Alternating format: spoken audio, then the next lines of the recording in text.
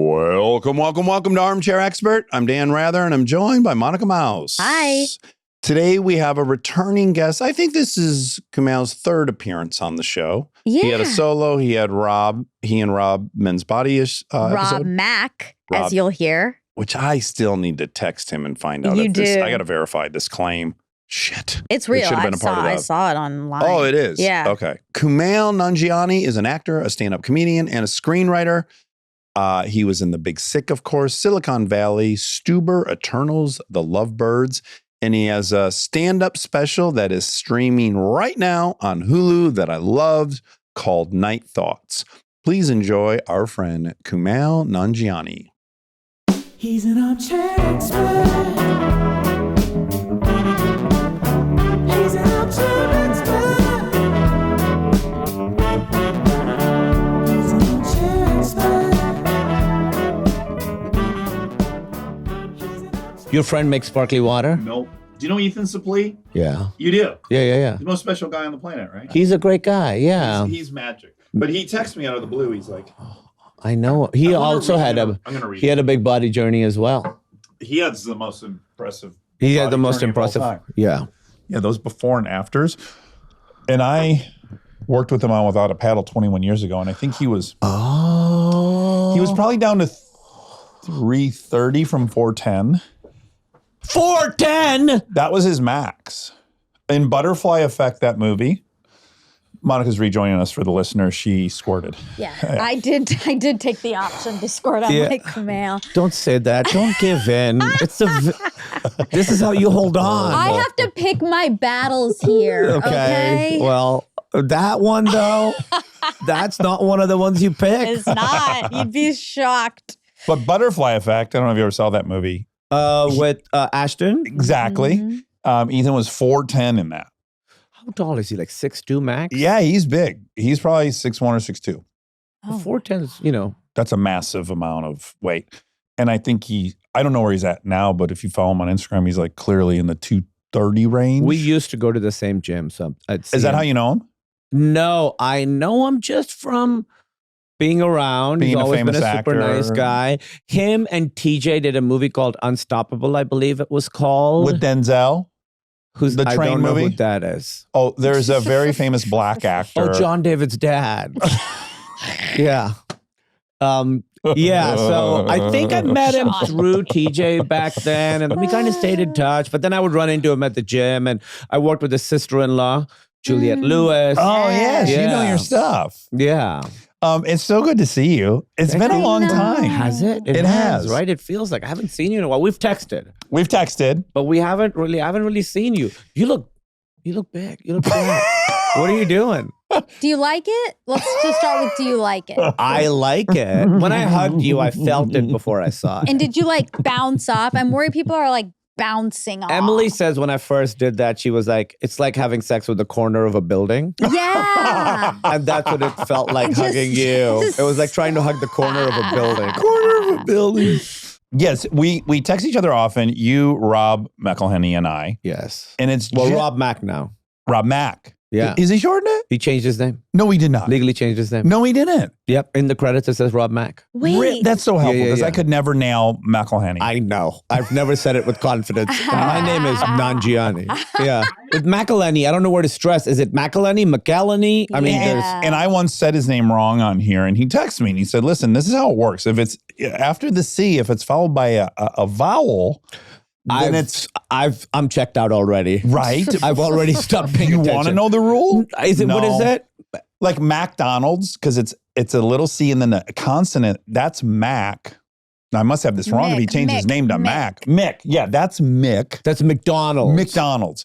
If there's a vowel, it's McElhenney. I never knew that. It's too much. I'm glad he went with Mac. That's wild that he did that. That's a huge identity He shift. had like a big, I believe he had a big press conference about it. Oh, he did? I don't think he had a conference, but there was a press release. I think there was a press release. Okay. Wow. This is like I'm shocked. Kirby was Baptista. Baptiste. don't Well, know. it was Yeah, hard. she's matter. great. What's it now? Kirby's now just Kirby. Just one name, Kirby? Yes, isn't it cool? She said she second guessed it a bunch, but she's sticking with it. Just Kirby? Just Kirby. I know. I It's think pretty of Kirby as like Mario's buddy, the little cloud guy. Oh. I think of the vacuum cleaner from the 80s. I've never heard of that. Beautiful machine. Heavy metal design. Vacuum cleaners in the 80s were gorgeous. They really were. They were pretty. They weren't trying to be sleek. They were like, this is what I am. And even that, who's the very famous artist in New York who has a factory, Kuntz. Oh. Some of his first work that got all the acclaim was just these lucite glass boxes with these vacuums in them, as they came from Sears, and those are worth millions. What was he saying about that? What was he? I have problems To with crawl into this. the mind of You have the artist. problems with objects being co-opted and called art. Yeah. Mm-hmm. He didn't invent that vacuum cleaner. If he invented the vacuum cleaner and then put it in the box, that's fine. I used to be like that, and now I'm like, you know what? If anything gets a reaction, it can be art. So if they can articulate, like the big thing was a toilet seat hanging on the wall, you know, that people were like, this is art. I'm like, well, in that context, I guess it is art. I'm not paying $1 million for 2 vacuum cleaners and a Right. box of lucite. But, you know, if you can get away with it, get away But with is it. this art? Like my foot? Is your foot art? I bet to some people it is. Oh, that's Yeah, true. we just my talked friend about with it. the foot fetish. We have a friend with a foot He fetish. does Do like you my really? feet. Yeah. Yeah. I mean, feet is a thing. He's Yeah. safe. He's married. There's no threat. Yeah, there's no threat. But he is obsessed with Monica's feet. And he one time took a cheese grater to them. Yeah, and he really went at it. What do you? What are you up to? What the fuck are you talking about? He's safe. He just wants cheese grated in my feet. Your bar is so low, Monica. I know. I'm sorry. I have to take it where I can get it. Wait, was he getting the dry skin? Can't on you it? Yeah. relate though, Kumail? Huh? Can't you relate? I can. If like a girl wanted to do anything to my feet, I'd be like, yes, thank you. But I didn't do it. I was receiving. I know. I'm saying I'm putting myself in your shoes. Oh. And if Literally. a woman is interested in my feet, I don't care. Like, I'm just so flattered by that. I feel quite self-conscious about my feet. Oh. You do. Like I've been on set sometimes and they're like, all right, could you have your socks off for this? I'm like, I need a week's notice before you could do that. And what do you do Okay. during the week to get them prepped? I have gotten Moisturize. pedicures. Okay, yeah. I think a pedicure, I love. I've only gotten like 2 or 3 in my life. Yeah.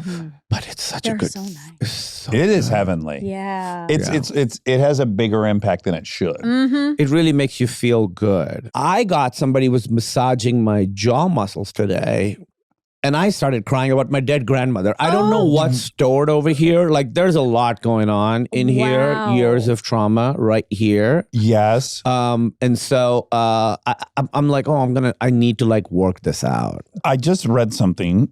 Take it with a grain of salt. I read it online, but it was explaining why the number was 67% of people have teeth loss nightmares or something with their teeth. I do. So it's the vast majority of people do. And the explanation is when you're very, very stressed, you clench your jaws a lot. Yeah. And then when you go to sleep, your brain's kind of figuring out why your muscles so fatigued. 100%. That makes sense to me. Yeah. Yeah. So it's all about like kind of clenching your jaw. Where and you that's hold tension. how it manifests itself at night, which is fascinating. Yeah, I mean, I used to grind my teeth a lot. I have a mouth guard that I don't wear as often as I should. But Yeah. honestly, massaging the jaw muscles has helped relieve that. I once got Botox in my jaw I've You heard did. about I've heard that. this. because Yeah. it was just keeping me up at night. When I was watching your stand-up special, I was like really transfixed on what an incredible jawline you have. And I was wondering, has getting jacked It is nice. changed your It jawline? has. People think I got jaw implants or something. Yeah. I have not. Yeah. I have gotten no work done. Right. All I did was I got Botox here. Yes. And then they were like, while you're here, you want to do your forehead too? Yeah. And I did it and I will never do it again. Why not do it yeah. again? Because I could not move my eyebrows. And I have very expressive eyebrows. And I had a job starting. I was going to act in something 2 months from then. And I was just terrified. What if I can't do it? Because what happens is if you can't make the faces, you stop feeling those things Yes. as well. Yeah, they work Yes, both it's directions. true. And so that is really, I mean, you know, I've gotten microneedling. I'm not a fucking monster, but I want to make this clear. I don't have jaw implants. I don't know how. Yeah. I guess I'll take it as a compliment. Yeah. you Kumail, should. I'm in a similar. I mean, you and I are in the exact same situation, which is when I saw your stand-up special and I saw that you addressed all this. I was Yeah. like, oh my god, I love that this is happening. You're doing it in public. I've had these fantasies. Like, do I try to address a lot of this stuff you address in the stand-up special? You get some, not to get into it, you get some real unfair nonsense sometimes.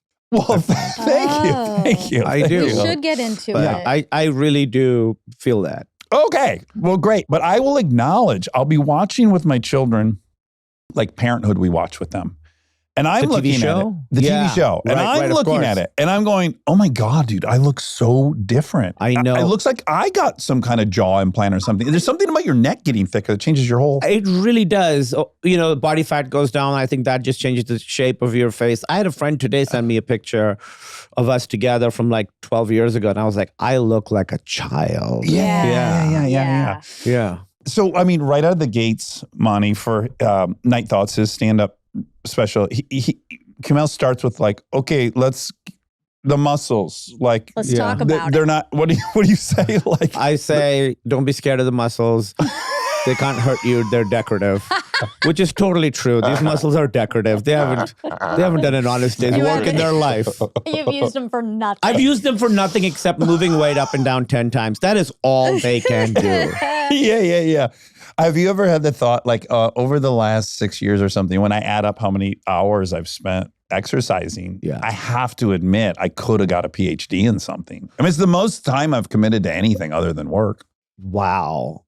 For me, it's going to be video games, then work, then working out. Okay. Probably. Yeah. But I work out still every day. I love it. It's just, I don't know how not to work out. It's just such a, if I'm stressed, like I had like a rough day 3 days ago, whatever, and I was like, I'm going to go work out because I cannot be around human beings right now. Yeah. Right. And I'm certain I will feel at least marginally better than I currently do if I go do that thing. 100%. Like the only things that I know that I can do physically that make me feel better every single time, working out and meditating. Those are the two things that I'm like, sometimes it like completely turns the day around. Sometimes it just helps 3 degrees, but it always 100% of the time helps. Okay, we got into this like 3 episodes ago. It was so timely that I saw your stand-up thing because I was saying to Monica, it's really hard to evaluate yourself from inside your own eyes, right? Of course, yeah. But there are moments where I either see a picture or I see another dude that I can somehow acknowledge, oh, that's my exact size. And I go, oh, I'm too big. Like I might look stupid. But then I go, but I'm not going to change because this is the result of this thing I have to do or I want to do, or it gives me however much comfort, something about it. Like these are now just the results. I was aiming for something for a while, but then the thing happened and now it is a confusing experience. Do you have that? Yeah, I do. I think the way people see me is not how I see myself. You know, when I started doing stand-up again, Emily was like, the biggest, weirdest thing for you is going to be people experience it differently on stage. So the shit that you used to do, you can't really do anymore. So when I was like skinny and I would do like fake arrogance, and now if I can't do fake arrogance on stage because it comes off as real arrogance. So I can play with that, you know, I can play with that because I do feel like I'm very self-aware about this. I did have a casting director recently pull me aside and go like, hey, you gotta bring this down because it does limit. Bring down the muscles? Yeah. And how did you take that? Like what thoughts sprung off from there?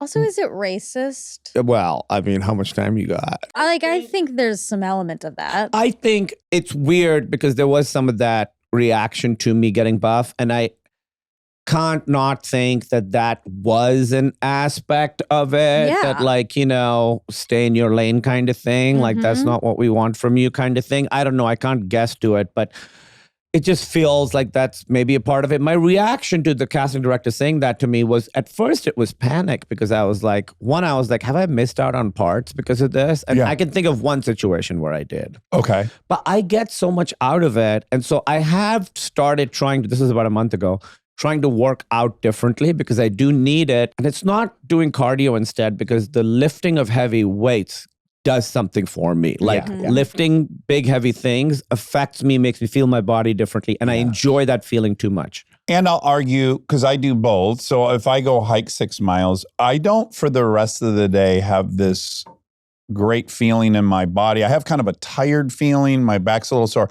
when I have a great workout, I feel the fucking Schwarzenegger pump. I was just going to say the Arnold Schwarzenegger pump. The pump is better than sex. It is like this for all day long. For everything you feel to like, feel a little it's like a little tight. Yeah, I love it. I'm addicted to it. Yeah, it hurts just the right amount. Like when you do a big workout and the next day you're like, you got the DOMs, you know? You're like, oh yeah. Last time we talked about rhabdo. Oh, that's the dream. I've convinced myself I had it a couple times. I always think I have it. And I've not worked it out. I think I have it. My favorite feeling is, I don't know how your listeners feel about this, laying on a bench with a weight above my body that's like, if I lose focus and drop this, I am going to the hospital. Yeah. So it forces me to get out of my body. I'm not thinking about my problems or the thing I said wrong at the party or whether this thing is going to get picked up or how that audition, whatever it is. Yeah. I have to be like, I have to respect this weight right now because if I don't, I'm going to. It makes you present. Yeah. Exactly. Which is, I think for a lot of us is a big challenge. So that's what I get the most out of it is that I'm really right there staring at this thing. Same with meditation. It is the same thing. It's giving you should get into motorcycle racing because that too does that same thing where it's like if you think about what you have to do tomorrow and train, you're going to go off the track. That's too scary. Okay, we'll work on that. That's one step too far. I'm going to add one thing so I relate to all that. And then the other thing I do like about it and why I don't want to change my workout is so much of your life is so subjective. And these are just straight numbers. It's like, okay, I do 15 sets of this weight. And when I can't, I know I've declined. And when I exceed that or it's easy, I go, oh, I know I'm going. Like it's an objective evaluation of myself every single day. That's such a huge part of it. All through the pandemic, the only way I could progress was in the gym. Nothing else was moving, but I would be like, I could lift this weight 5 times today. Last week, I could only lift it 4 times. Yeah. So it's really being like, oh, I have made progress in this thing and it is verifiable and objective. That's a big part of it. It is. And just the feeling of doing something that you didn't think you were capable of doing. Yeah. I think a lot of us limit ourselves all the time with like, I could do that, I can't do that. By the way, I love Maru coffee. Really good coffee. We love it. We love it here. It's really good. Yes. I used to live right by it. ADHD. No. Okay, go ahead. I bet a little bit. I feel it a little Sorry, bit. we can't get up the I topic. can't. A little bit. I'm sorry I said it. But that thing, we limit ourselves more than I think a lot of times the situation limits us or our environment limits us. Yes. So I think just being able to like go past what you conceive to be your limits in any aspect of your life helps you do that in other aspects of your life. I agree. And then it just builds this kind of sustained confidence. Well, we'll get into all the minutiae I of it. also have this thing. This is going to sound very arrogant. Yeah. When I'm really feeling myself and I'm like, I've kept it tight, whatever. I like just how I look in the mirror. Yeah. I just like it. I like that too. Because to your point, I put all these limits on myself. It's like all through my 20s, I was like, well, genetically, I don't have a 6-pack. Some guys have them, which is true. There were kids in my school that just were jacked. 15-year-olds with 6-packs for sure. And because I didn't have that just out of the gates with no effort, I decided I genetically was incapable of that. So that's one cool reward is like, oh, I'm more capable of more things. But moving through the world as a dude with muscles, the reaction from other dudes is almost universal, and I love it. I love that men touch my arm and they squeeze me.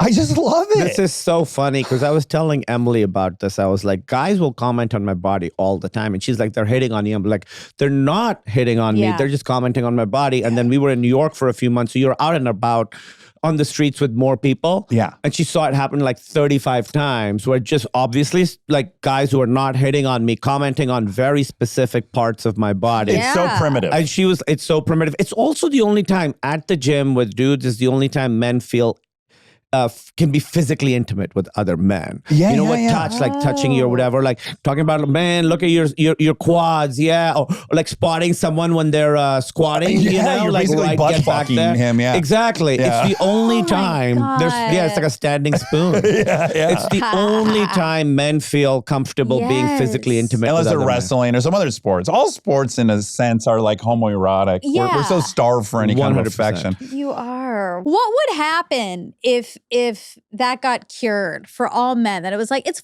fine. You guys can just touch each other and hug and be affectionate. Like so much would be fixed. You're totally right. I think it lot would solve be I think, fixed. first of all, I've been married almost 20 years, but people were like, did you get more attention from girls when you got buff? I was like, no, more None. from guys. Yes, I haven't Yeah. had any girls tell me. Zero change in how women react. Yeah. to No, me. it's just for I each actually other. have the opposite question. Did Emily feel like we got to talk about this? Because we had someone write in. Well, Dax did a show with his best friend Aaron, and I was on it, and someone wrote in and said, like, my partner, my husband is starting to get like really, really, really buff and going to the gym all the time and drinking protein shakes and doing all this, and I'm uncomfortable with it. Well, one thing I want to ask is, was this woman upset about how buff he was getting, or how much time and energy he was devoting to getting buff? Was it that the I think obsession? both. That's what we debated. So it was just a write-in. So we couldn't ask any follow-up questions. Right, because the obsession I get being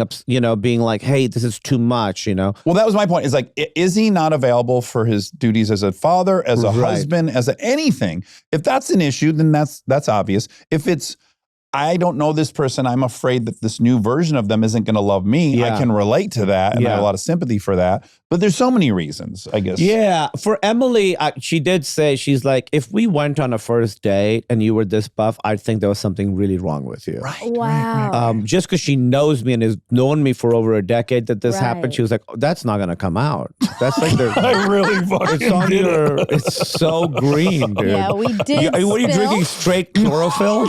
It's 22 ounces of You're just wheatgrass. converting sunlight into food? It's a yummy matcha. Oh, boy, I really did. I don't like matcha. It feels like falling face first on the Kumail was getting ground. too much Yeah, attention. people think it's grass. Yeah. I think it tastes Yeah. like gross Everyone's grass. talking about Kumail's muscles and not Dax's. He's getting upset. What was that bad of an interview? It was like every time it was about you, I just set myself on fire. Oh my gosh.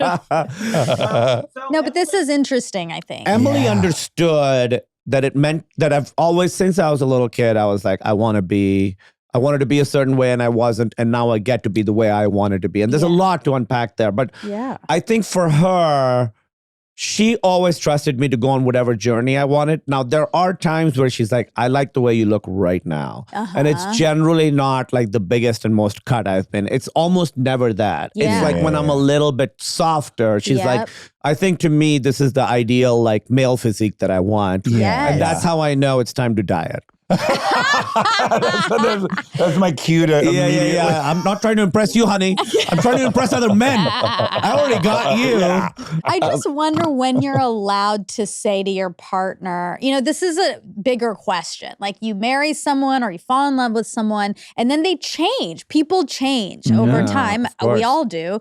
And is it okay to say, you know what? I don't like it. How would you feel about that if someone didn't like their partner gaining weight? Exactly. Or something? No, I'm Yeah. including all of this. Yeah, Like, now that's how very do you tricky. do it? And is it allowed if you're hearing someone say Well- gaining weight, you'd be like, absolutely not. They're not allowed to say that. They Right. have to accept Yeah. you. But what's funny is both attempts to address that would be veiled under the same thing, which would be health. Yes, Right. sure. Concern trolling. Yep. Yeah. Oh, is that what it's called? Concern trolling? It's called I like concern trolling. We're like, are you okay? You're looking a little skinny or whatever. Internet is full of it. Interesting. Yeah, and Yeah. so I've heard like, people try to act like what I'm doing is somehow not healthy. Well, obviously there's a way to take it where it's not healthy, but I'm sure you look very healthy. Nothing about you is like, oh, I'm concerned for this person. The one thing that I do think about and struggle with as both of us are public figures is when I was a little kid and I would see buff men, it would upset me that I didn't look like that. And now am I contributing to men feeling bad about themselves, little teenage boys feeling bad about themselves because the decision I made was very personal. But I do have to acknowledge the fact that as a public figure, I am out there and people do see, you Google me, the first 5 pictures are all shirtless. Is that making someone feel bad about themselves? That's interesting. Can I counter that? Sure, please. You're a brilliant improv artist. You're a hysterical comedian. If someone's watching you do comedy that aspires to do comedy and can't do it as good as you and they feel like shit, should you stop being really funny? I mean, literally, should you limit your potential in Yeah. any domain because it might make someone else feel Yeah, don't be bad. too funny. No. This- yeah. Should you write less good if you're a fucking author? No. That's a fair That's crazy. You can't diminish your own self out of fear of what the fallout might be. You might also inspire, that might be 10% of the reaction, and 90% of people might go on a health journey that makes them live 10 years longer. I've had a lot of people say that to Yeah. me. But for me, I always say, like, just be healthy, of course, and just be the version of you that you can like. And Yeah. that has often, that doesn't have to do anything with how you look or whatever. Yeah, yeah. Obviously, be healthy. That's good. But learning to love yourself, I think, is more important than anything. And for me, sadly, I have been on this journey of being like, I like myself. And part of that has had to do with my body transformation. Yes. It's a little Yes. unavoidable. And I wish it wasn't part of it, but I know it is. Well, listen, you're exacting control and outcome on a world that is very hard to exact control and outcome. So that's very, confidence. it's very satisfying. I have a Yeah. real, like, a control thing. So this really, like, I sort of have an obsessive personality, and I'm very lucky in that I know it just doesn't go towards like stuff that would ruin my life. You're not addicty. Not addicty, Yeah. but I feel it when I'm gambling. I feel that The demon. tiger. I feel it, so I have to be like very careful gambling. Like I Yeah. can't really play. Sometimes, I don't really play sports, but if I'm like in any kind of competitive situation, like Yeah. I start to have that come out. Where it gets like awkward. Like, hey, dude, we're just playing a fucking board game. Yeah. How are you at your video games? Are you yelling at people on the headsets and stuff? No, Are you anonymous when you play do you play? I don't play online anymore. You don't? Okay. I only play with friends, and I play with Emily. Emily and I play together. And with Okay. Emily,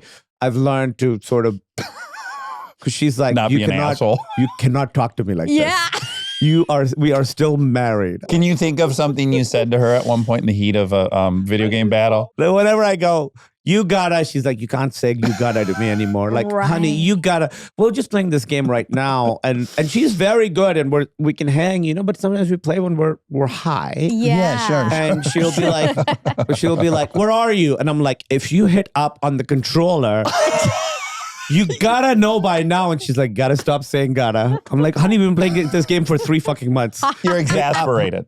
Yeah, I do get that. Short fuse. It's just, it's an intense situation. Sure, The I stakes get are high. it. I'm trying to save the fucking planet right now. That's right. I need you to know how to look up the map. Yeah. The game isn't called Get Groceries. Exactly. Yeah, The it's game is Call of Duty. Yeah, it's Call of Duty, man. We're saving the world from the Nazis right now. I can't teach you how to like unfold your map every 5 minutes. Stay tuned for more Armchair Expert, if you dare. We are supported by Allstate. Checking Allstate first could save you hundreds on car insurance. That's smart. Not checking the pockets of your jeans before doing laundry, classic oversight. That mystery clunking in the dryer, yeah, that was your lip balm's final moments. And somehow there's always one random receipt in there to dissolve into confetti. Yeah, checking first is smart. So check Allstate first for a quote that could save you hundreds. You're in good hands with Allstate. Potential savings vary, subject to terms, conditions, and availability. Allstate North America Insurance Co. and affiliates, Northbrook, Illinois. We are supported by Inuit TurboTax. You know that feeling when you drop your taxes off with somebody and then nothing? You're just sitting there wondering if they've even started, if there's a problem, if you're getting everything you're owed. It's like sending your car to the shop and never getting an update. That's what I appreciate about TurboTax Full Service. They've completely flipped that experience. You get matched with a dedicated tax expert who actually does your taxes for you. And here's the part that changes everything. You get real-time updates on your expert's progress right in the app. You can literally see when they're working on your return. No more guessing, no more waiting by the phone. And if you have questions, you get unlimited help from your expert at no extra cost, even nights and weekends during tax season. They're focused on getting you the best possible outcome and every dollar you deserve. Visit TurboTax.com to get matched with a TurboTax full-service expert today. That's TurboTax.com. Only available with TurboTax full-service experts. Real-time updates and iOS mobile app.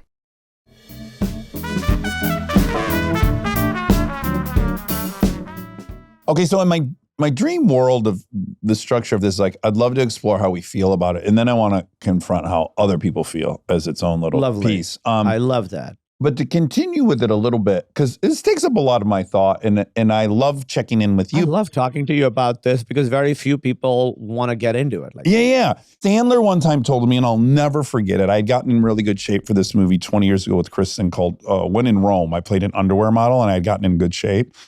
And he came up to me, he's like, buff isn't funny, buddy. Just remember. And I was like, oh, God, right? And then we all know the carrot top as a trope, right? I've heard that a lot. I disagree with it. But what is Carrot Top as a trope?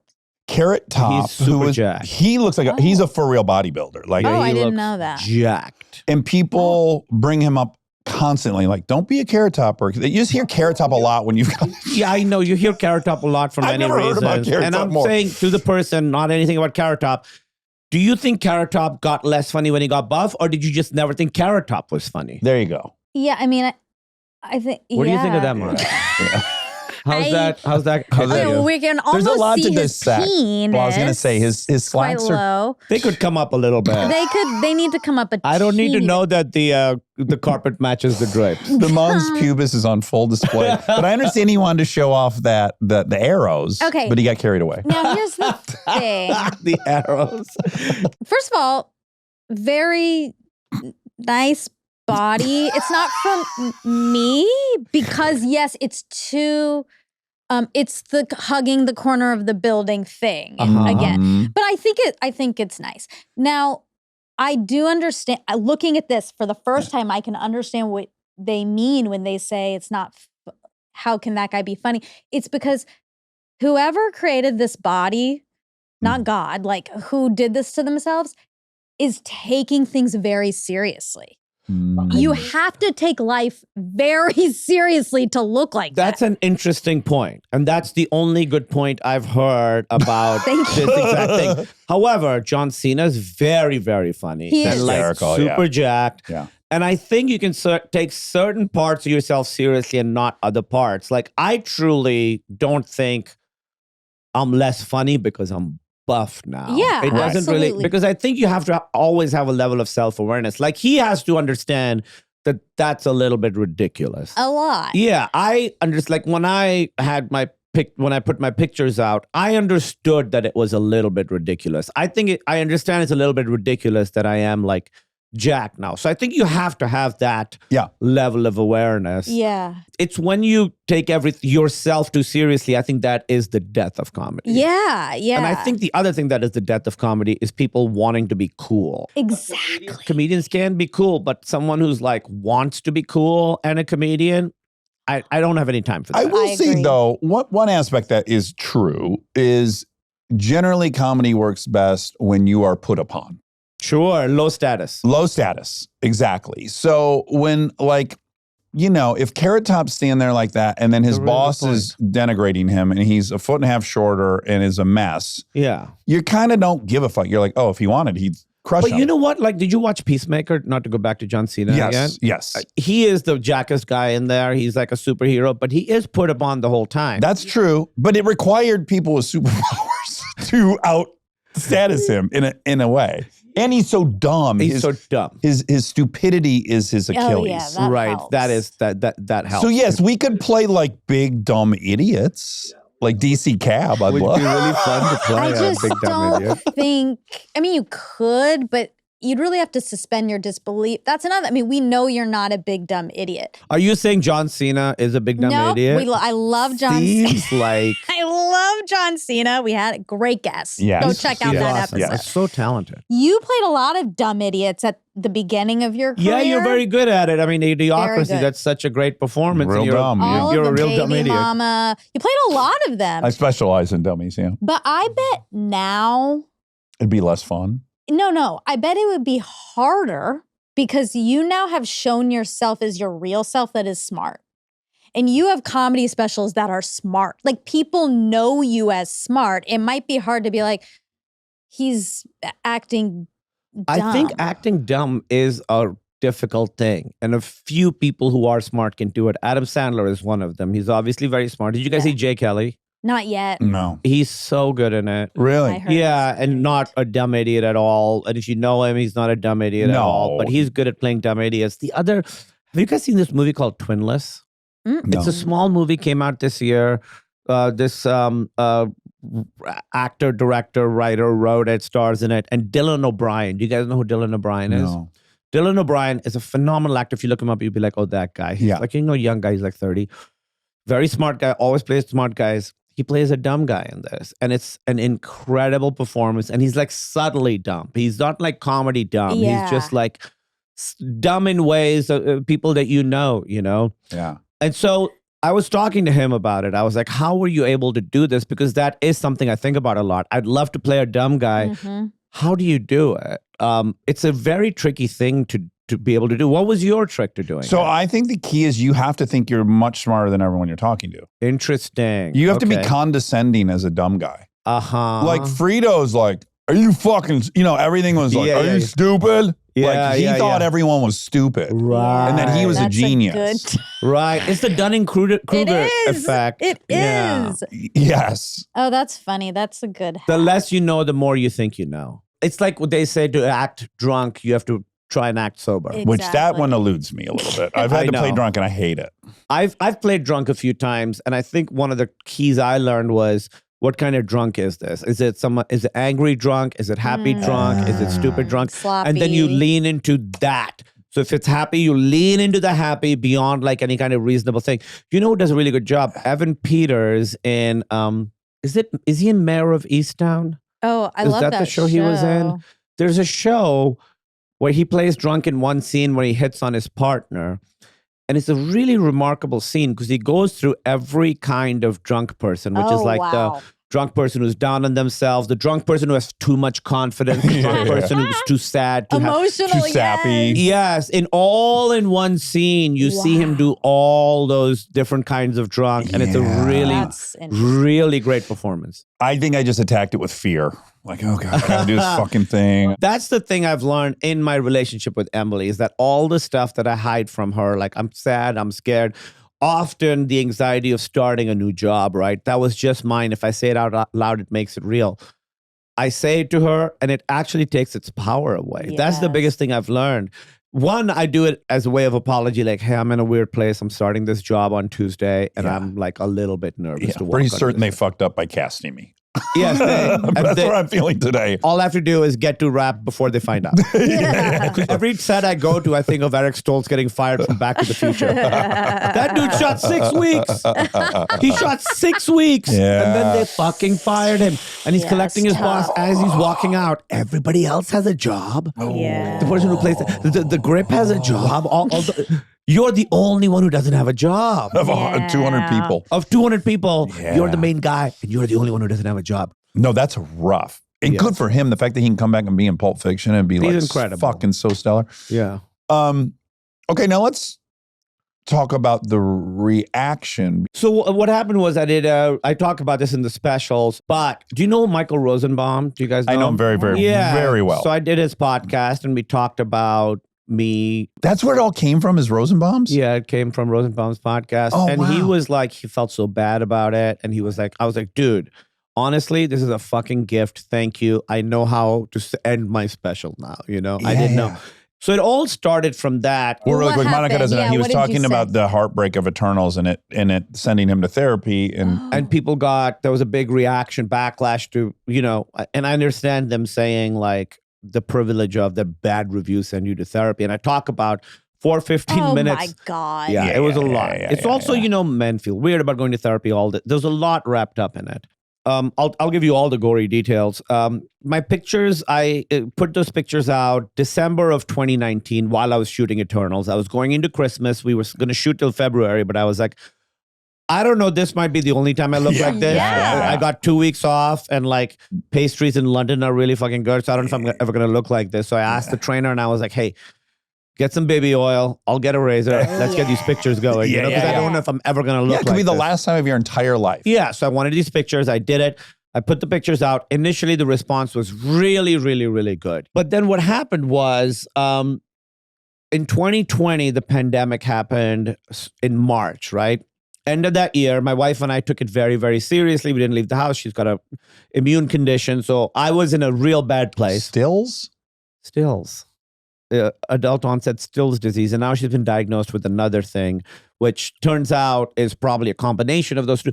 A lot of things we're finding out, this is a whole ADHD. We're finding out a lot about autoimmune diseases because of research into HIV.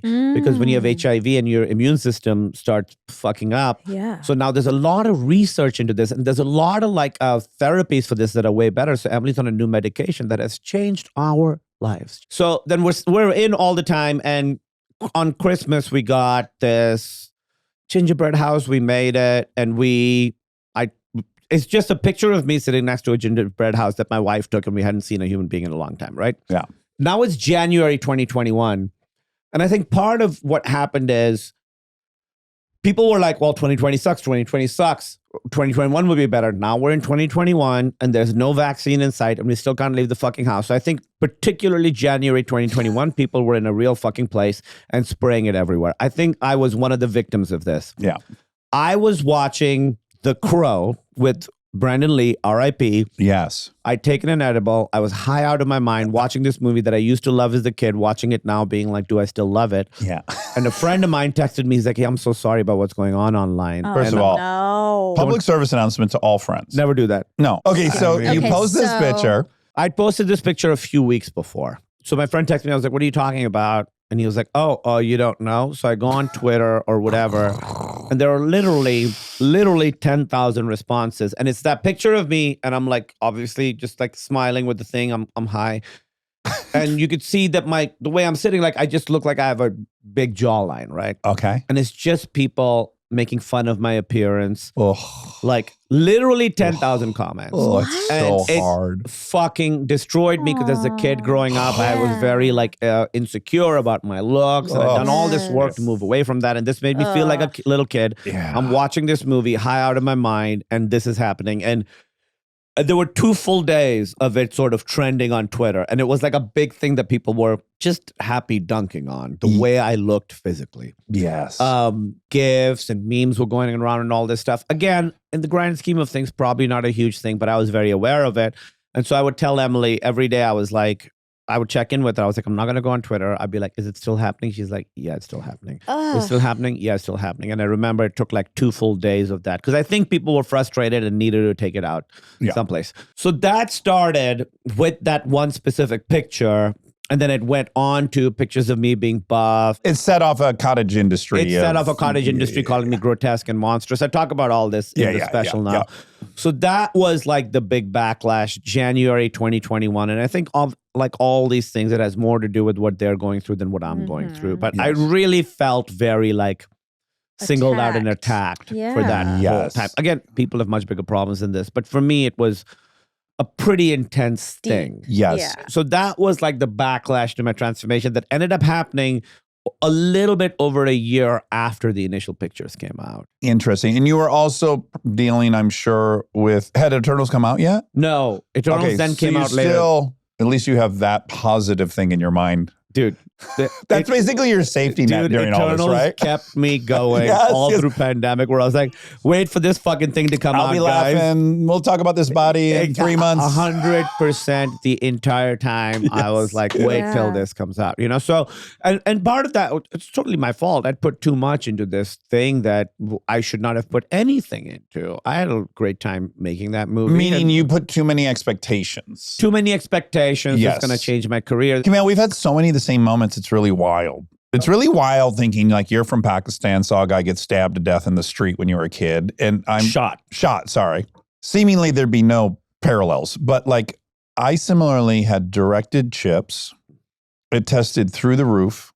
They commissioned a sequel before it came out to write it. Dude. And it was you and Michael Pena. He's so good. And I got hired immediately by Warner Brothers to take over as Scooby-Doo.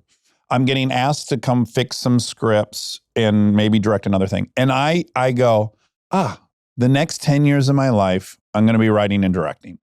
And I'm positive of that for like a year and a half to the degree that's like, it's in my DNA that my identity is I'm a writer director and I'm going to do this for the next decade. Dude. And I'm, and even greedily, I'm like, yeah, no, I'll get this on this and this on this. I've already like, I've modeled out how much money I'm going to make in the next 10 years. Exactly how I was. And so in one Friday, I find out the 10-year game plan is gone. Did that movie not do well? No. Okay. Like, well, certainly the sequel's not getting made.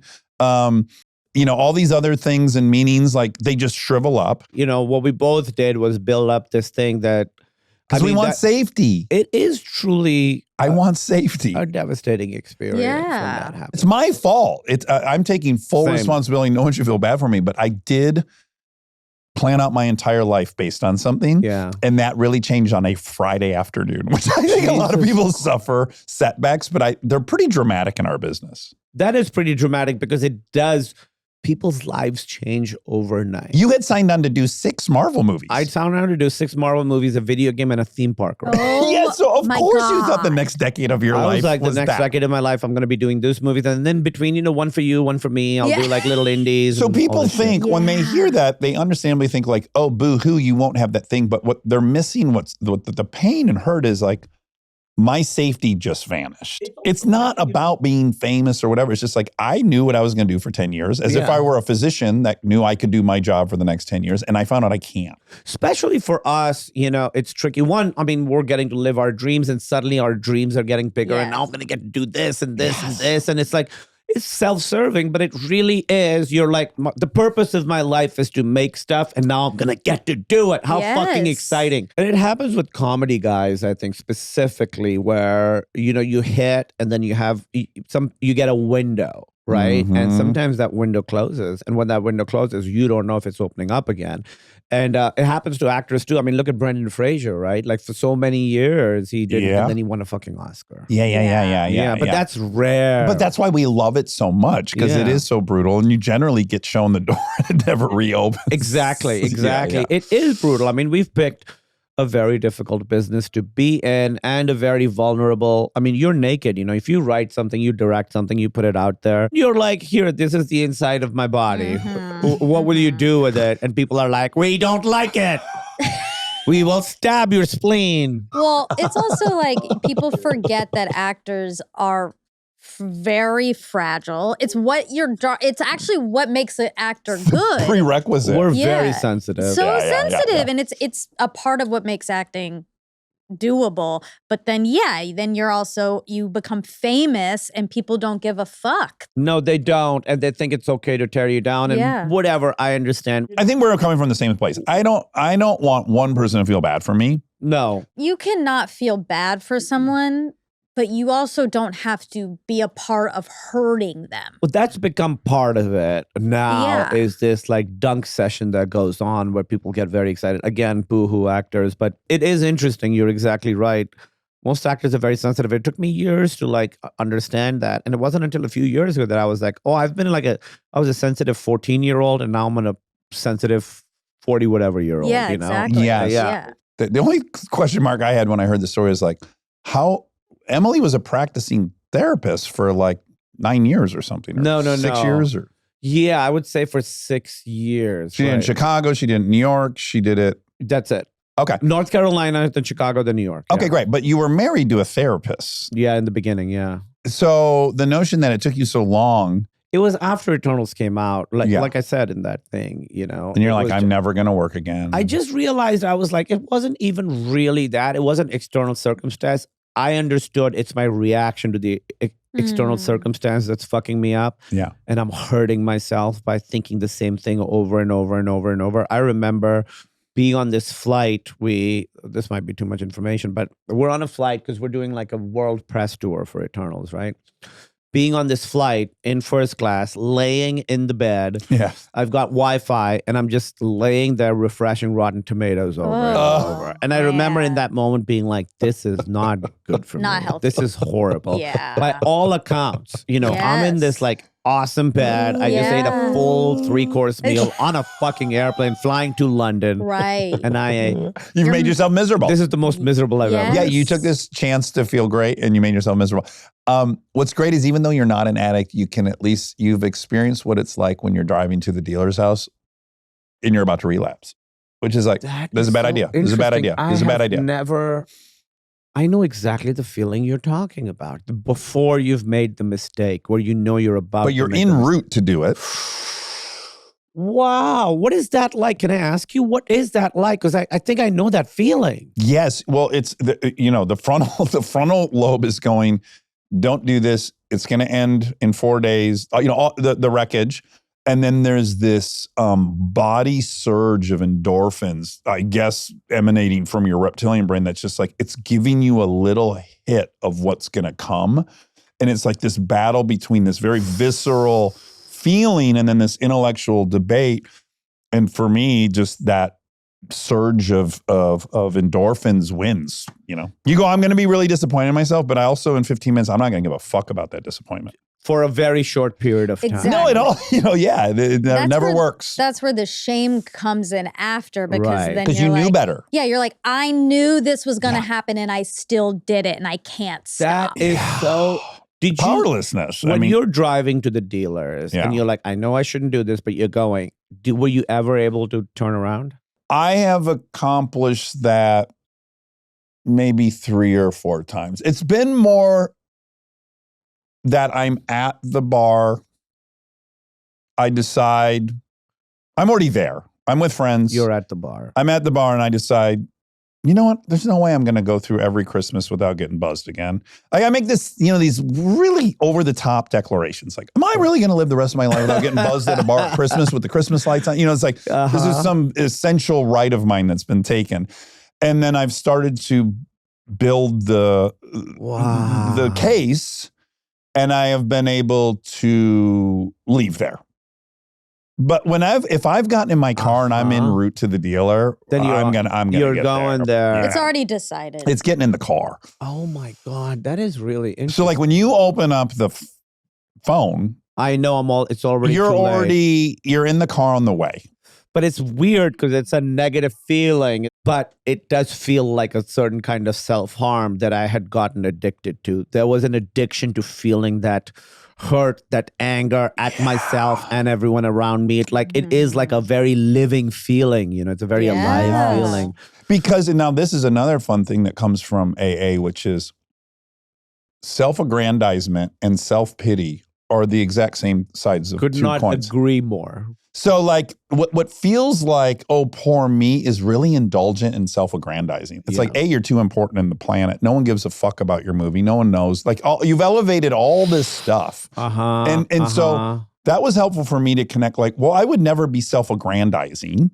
I'm too ashamed to do that. I'll hide that even if I think that. But for some reason, I'll explore self-pity and victimhood. And once I connected, like, those are the same fucking thing, bro. I was able to stop or largely curb the self-pity cycle. I had this, after all that stuff and going through therapy and stuff, and I talk about this in the special, for me, the biggest project of the last few years has been trying to divorce my experience of making something from the result, from the reaction to it, right? Yes. Ideally, I walk off set and I never think about it again. Now it's fucking impossible because a year and a half from now, you got to be doing interviews talking about this thing, Yeah. My stand-up special is not that because I really feel like that I've made that, I fully control it, and I'm like... You live and die by it. I live and die by it. With this, I'm living, dying by other people's mistakes as well. Yes. And so I've been doing work to like cut off from that, and now this is going to sound like me like showing off. A couple of years ago, I got nominated for an Emmy. Yeah. And the amount of happy that it made me, I just happened to be with my parents. I had not expected it at all. I woke up in the morning at 11 in New Jersey at my parents' house in my pajamas, about to eat a delicious breakfast. And I have 100 text messages on my phone. And I'm like, guys, I just got nominated for an Emmy. The amount that it made me happy, I was like, oh, Watch I'm out. still stuck in this. This is still a trap. I mean, all day I was just replaying. This is so embarrassing. The moment when I saw, I'm replaying, like scrolling, I'm replaying, saying it to my parents. And I understood like, oh, I'm still stuck in that same fucking thing. Yeah. That is probably the hardest part of being healthy about this experience, in my opinion, is turning down the praise. Because you can't take the praise and turn down the negativity. You either have to turn the whole thing off. And turning it off is impossible. I think you have to turn the volume down the best you can. Because I don't think Jonah would mind me saying this, but I was texting Jonah about to have Phil Stutz on, his therapist, and we were going to have him on because I saw the doc and I was so moved by the doc. Yeah, I saw the doc. And I sent him this text going like, fuck, dude, that moment where you have the image of yourself, your shadow, this little kid. Oof. And Stutz is like, he wants you to bring him along on this fun ride. Yeah. And I was like, oh my God. Yeah. So I was texting with him and I was detecting this reservation from his side about this praise I was giving. And then he just said it. And I thought it was so fucking cool. He's like, dude, I love this, but I really, weirdly, this is as bad for me as you saying. Very good self-awareness. Yes. And I'm like, dude, I strive to turn down praise when I don't see it in the immediate future. It's so true. He's exactly right. It's the same thing. But you know what's hard in our business? The hard thing is praise or bad reviews, whatever. It's not just how we deal with it. It does affect our careers. It really does have a practical impact. I make a movie, it makes money. Suddenly I get to do more movies. I make a movie, gets bad reviews, doesn't make money. Window starts closing, you know? So that's the hard thing for me to like reconcile, that it's not just my reaction to it. My life is practically affected by the reaction. Absolutely. But you're forgetting that you're capable of making your own stuff. You're actually in a rare group that's capable of making their own stuff, that can do shows, you can get back to you in control. And you should do that maybe more. So I that totally you can, should. Yeah. 100%. I was talking to Mike Birbiglia and I was like, you know, you and I kind of went in a way in completely opposite paths. He had his first movie that was a big success. And he was like, I'm just going to keep doing this. And I went and started doing other people's stuff. Yeah. Right. But I will say too, I think the division in my head has to be like, yes, one is a practical outcome of like how much, what will be my income and what will be my opportunity. And that's true. That needs to be observed. But the stuff that's hurting me and making me ruminate is, am I lovable if I'm a failure? Am I lovable if I'm not spectacular? Am I lovable if I'm not funny? Am I lovable if I'm in bad shape? Am I lovable? Am I worthy of your attention and being seen by you if I'm not spectacular? I was just talking to my mom this morning about this. And like, that's my hurdle. I don't think I'm worth observing unless I'm spectacular. I think that's so true. I think the biggest thing we have to learn is that like you inherently are worthy of love. It's so and hard it's to so believe. hard. It's everyone's hurdle. It is. It's not It just is. you Yeah. or you Yeah. or actors, or it's everyone is doing everything they can to get the most love. And just like you are worthy of love, you don't need to be Regardless. Period. spectacular. Yeah. Yeah. I don't know. Worthy I don't of know. love. I'm not so That's certain. the whole sentence, man. I know, You it's are worthy of hard. love, period. I'm only now learning that I need to lean into the fear, you know, like we're all my life been running away from pain and running away from fear, and working out taught me like, I got to chase the pain. And now I'm realizing like, I got to chase the fear. The things that lean scare me are in. the things I need to, Yeah. I really need to do. Stay tuned for more Armchair Expert, if you dare.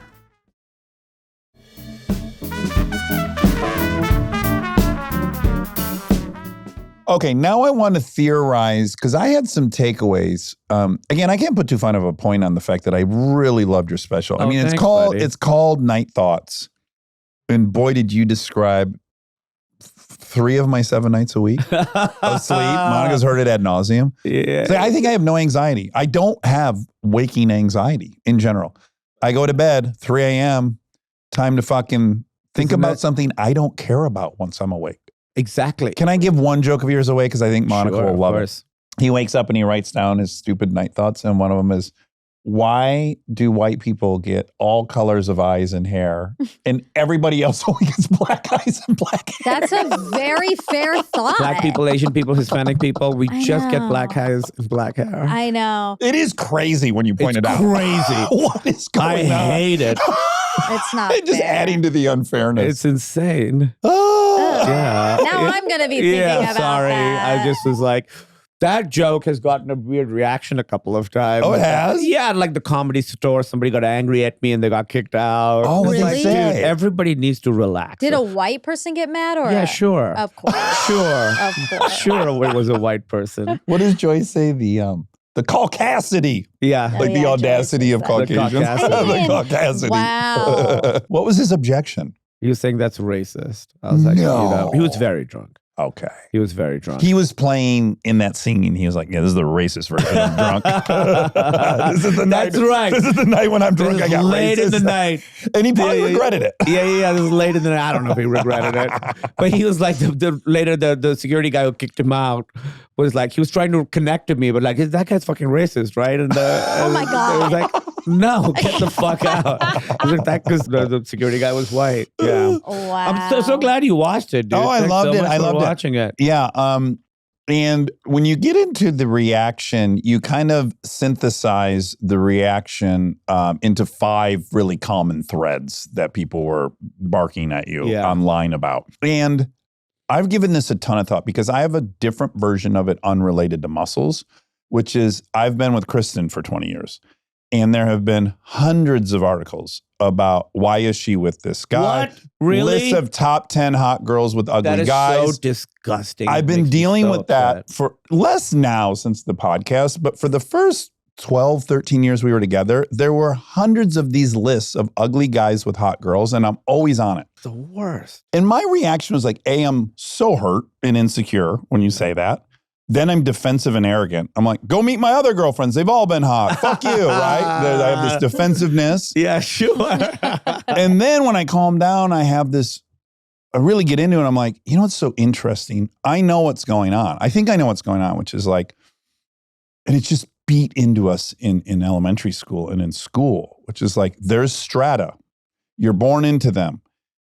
Someone shan't migrate north or south. It's disruptive to this whole system that we have been formatted in. And so I thought, because again, primarily girls aren't saying Kristen's with this ugly guy.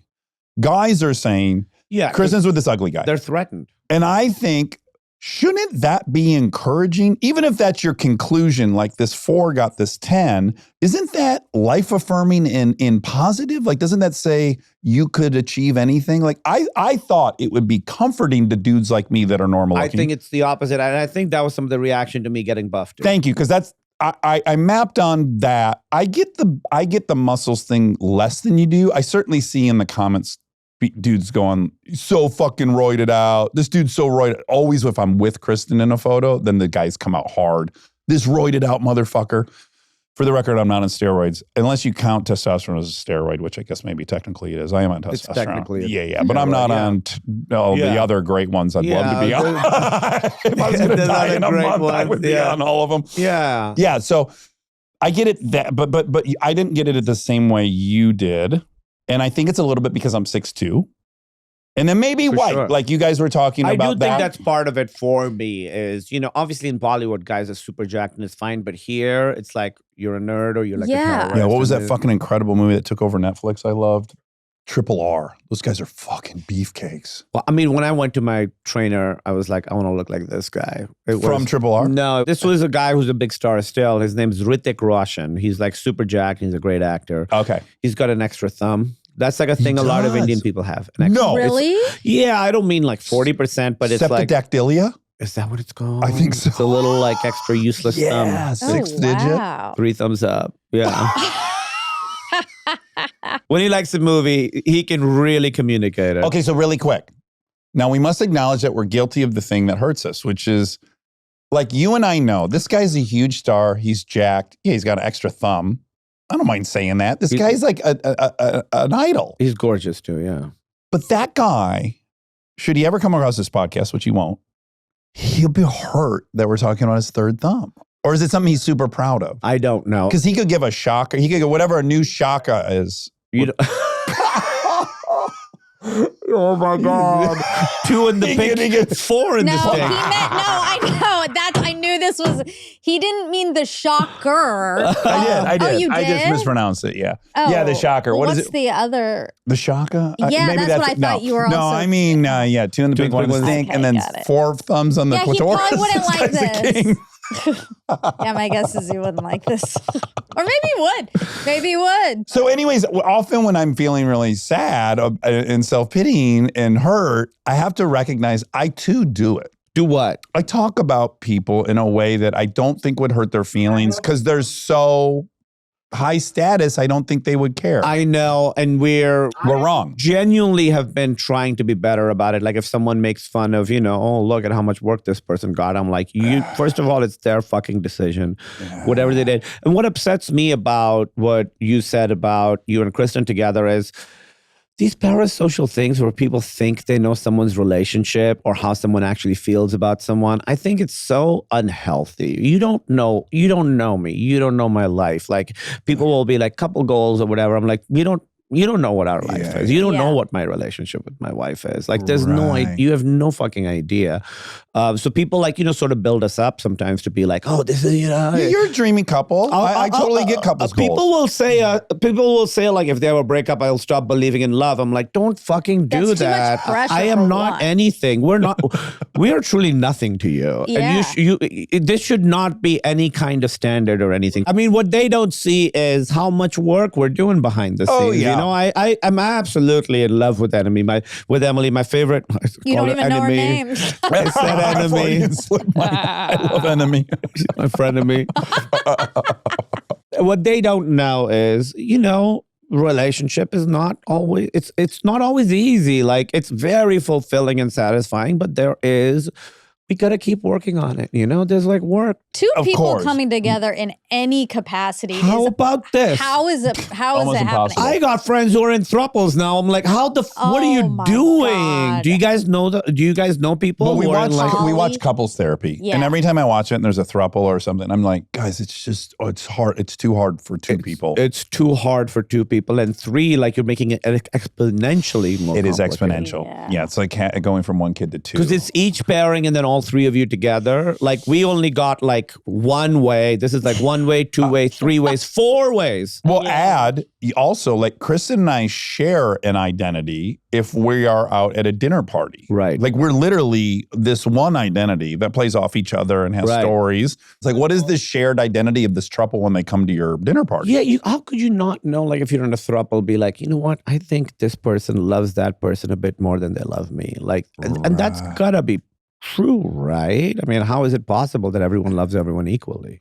Well, I believe that's possible You because think I have so? two kids. Right. That's different. It is different. I don't know. You made them. Yeah, you made them. Now, if you're in a throuple with your kid, I'm going to move on. No, let's talk about a throuple with my children. I didn't mean you. I meant like When my children one end of up them is in a going to throuple. feel very left out. Even that, you said the other day something like, I took my best girl to a concert, one of the kids, and I said, you can't say that.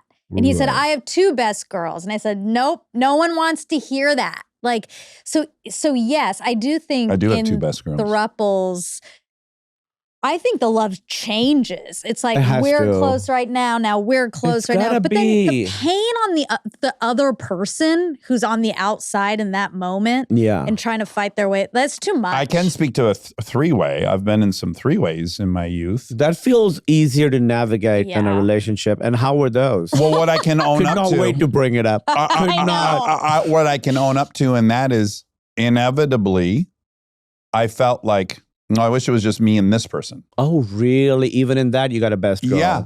Oh, there are best girls everywhere. It's like, it's great, it's fun, it's exciting initially, and then just like, oh, I like how that person kisses more. Yeah. Could you take a break? Yeah. Sure. You're just like, oh, I'd rather be like, I have two options in front of me. I enjoy kissing this one more. Yeah.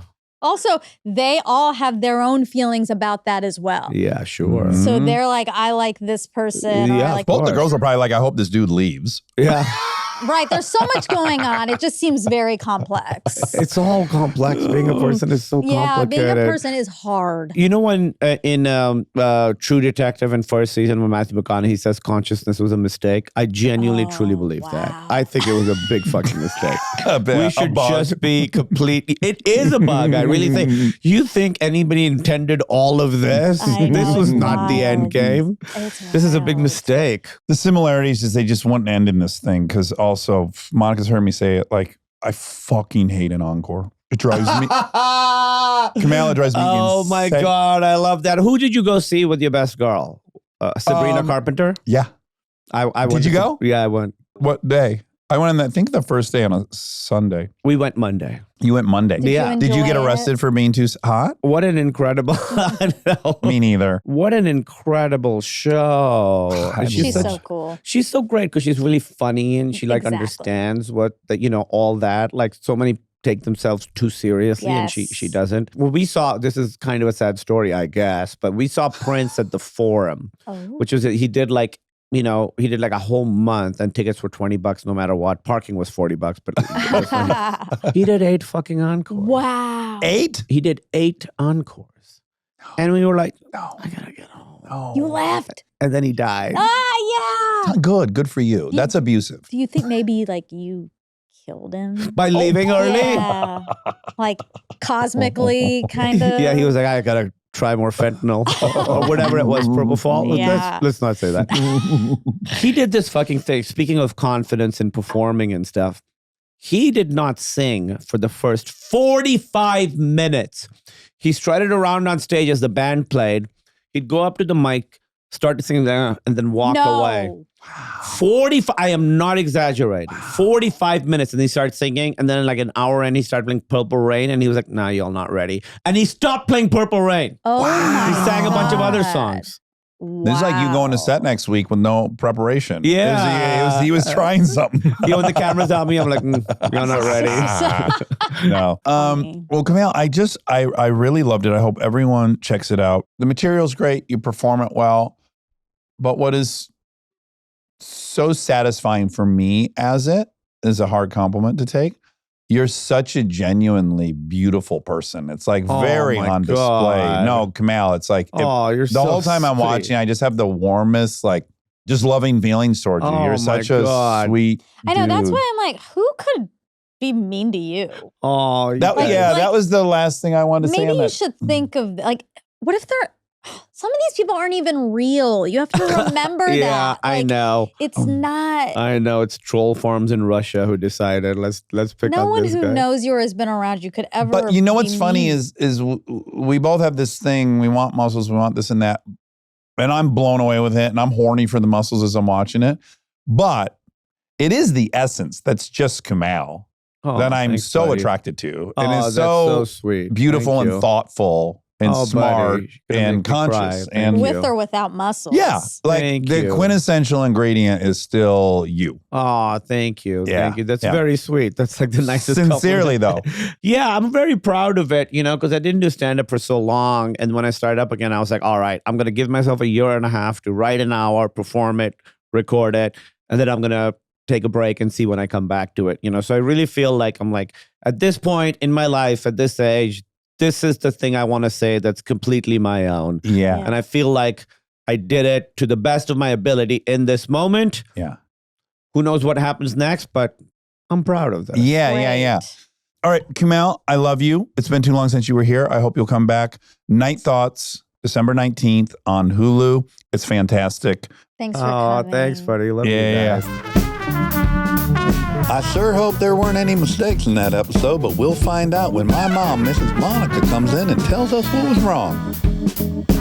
Kumail. Kumail Nanjiani.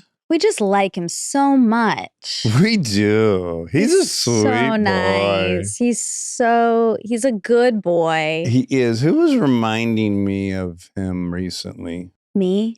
Oh, this is interesting. I guess it borders on racist, but he has a similar sweet core that I think Sony has. Uh-huh. And I don't know if somehow it's related, but it's a very specific sweetness. Yeah, Karan is very sweet. Yes. Yeah, I don't think it's racist because you don't think I have it. No, Yeah. no. You I have don't either. other great qualities. No, I don't even, I mean, I think it's a great quality. I love seeing it, but I don't like wish I had it. Yeah. And I mean, maybe there's that's so much. gendered. There's a lot of overlap between Karan, obviously, and Kumail in that they're both growing up, one in Pakistan, one in India, but both little guys that are really quite afraid of their environment. Yes. Karan hiding, his sexuality and being Mhm, terrified. mhm. And then Kumail seeing a guy get shot, Yeah. and then leaving there. I don't know. I I don't know. know. There's some connective tissue. Yeah, absolutely. Speaking of that, speaking of Connective tissue? Trauma. Oh, twama. Twama. I don't mean to Sorry, correct you, but I twama. know. I can't believe I said that so wrong. I know. When I was home in Georgia, Yeah. I had a great time.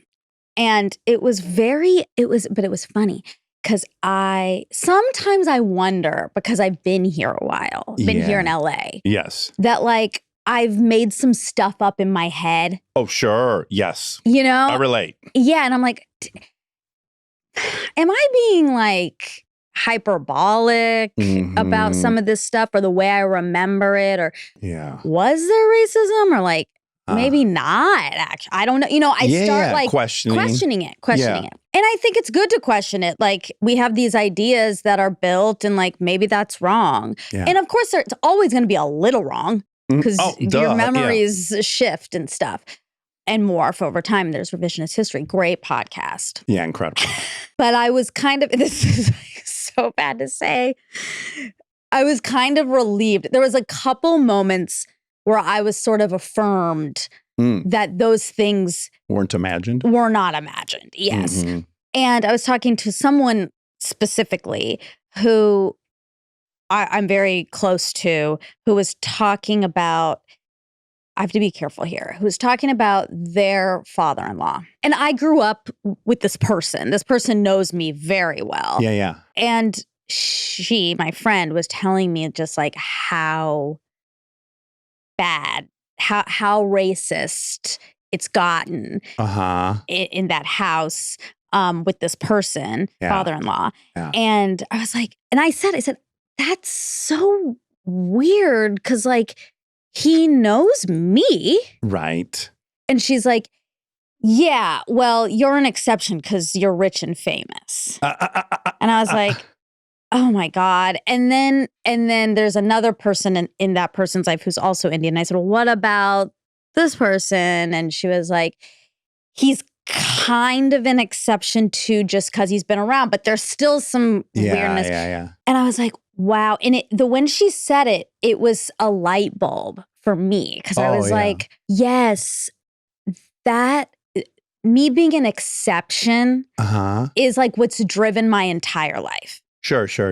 I think it's part of what has driven me to work so hard. It's like across the board. It's just like, I have to be an exception. Yes. Across the board. And I think that's then just bled into all areas of my life. Yeah. Work and anything, relationships. I think that's an incredibly sound theory, but I would also suggest it's some percentage of the pie because your parents are gangsters. Your genetics are awesome. You were going to be a go-getter wherever you grew up as well. And then, I think if I were you, I would certainly feel this way because you can't afford to make room for the nuance. But I'd imagine you think like racist is one thing, right? It's just like this hatred of all people or whatever. But when we're watching that wonderful documentary and those bozo white nationalists are sitting with this Indian woman and they're like, well, not you. And I think there's mass confusion within their own mind. I think they have a cartoonish archetype in their mind that they hate. Yeah. Right. Whatever the characteristics they've assigned to this group that they hate. And then yet weirdly, I think they're open to when they meet someone of that group that's not displaying these these stereotypical archetype things they think they hate. Then they go like, oh, well, I don't hate this one. So I think like it is, even racism is as complicated and nuanced and probably individual as every other opinion, like full of contradictions. Yeah, I think that's right. I just think that's the problem. Like if the hope would be that if they met or knew someone of that race, that would then shatter the racism. The whole... Right. The paradigm. But I think they go, oh, this is an exception. This is an exception. Yeah. And then, but they're open to meeting 3 more exceptions that day. I know, but who cares if the overall, I know what you mean. I mean, like it's a spectrum probably, and Hitler's on one side, which is like Jews are genetically inferior. Right. They all suck no matter what I'm witnessing them do spectacular, right? Like you can't penetrate his level on that. And then I just think it's a crazy spectrum. And of course, how is anyone the other group to know where this person's at. Like, how irrational are they in this opinion? Well, it is definitely a huge spectrum, and people make exceptions all the time. But I guess what has happened to me over my life is I used to be very, I needed to be that exception for survival, but I would I didn't care.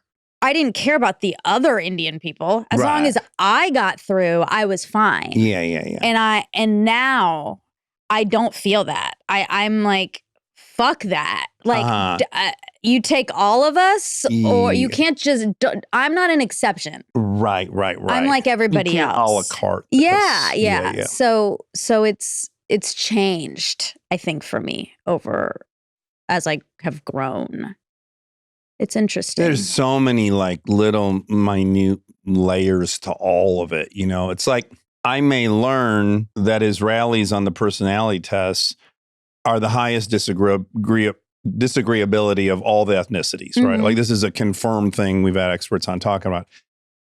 And then I might meet an Israeli that doesn't seem that disagreeable. Yeah. And then I have to make room for like, oh, right, sure. In general, they over-index in this. But again, there's so much variety within this thing. I also have to go like, oh, yeah, I can't just assume they're all disagreeable because because it's like I'm doing it, I'm sure, in ways that aren't like overtly racist or hostile or with any sense of superiority, just like what I think I know about different groups. Yeah. And then you have to constantly be making room for the individual. Well, racism is not about making generalizations is a part of it, but it's the making generalizations that lead to a feeling of superiority or a feeling of hatred.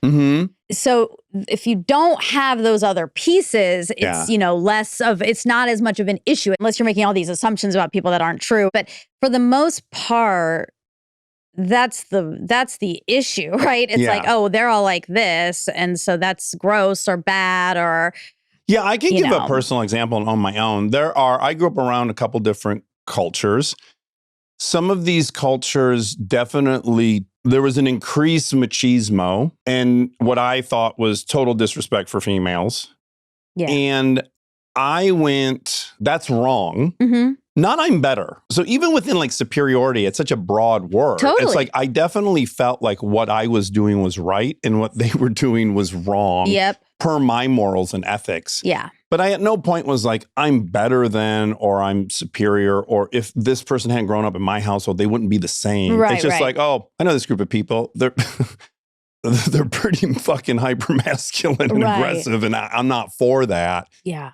And it's really complicated. But I love what you were exploring at the beginning because my brother and I had like a really, really profound. Well, first of all, we had this beautiful trip together right before Christmas. We went to New York together, and I have had the great luxury of going to New York a ton of times and getting to live in different areas of the city when I'm working. And there's a whole part of New York I love that I don't think the tourist really knows. And I very much wanted my brother to see that side of it. Yeah. Because he even said like, why do you love New York so much?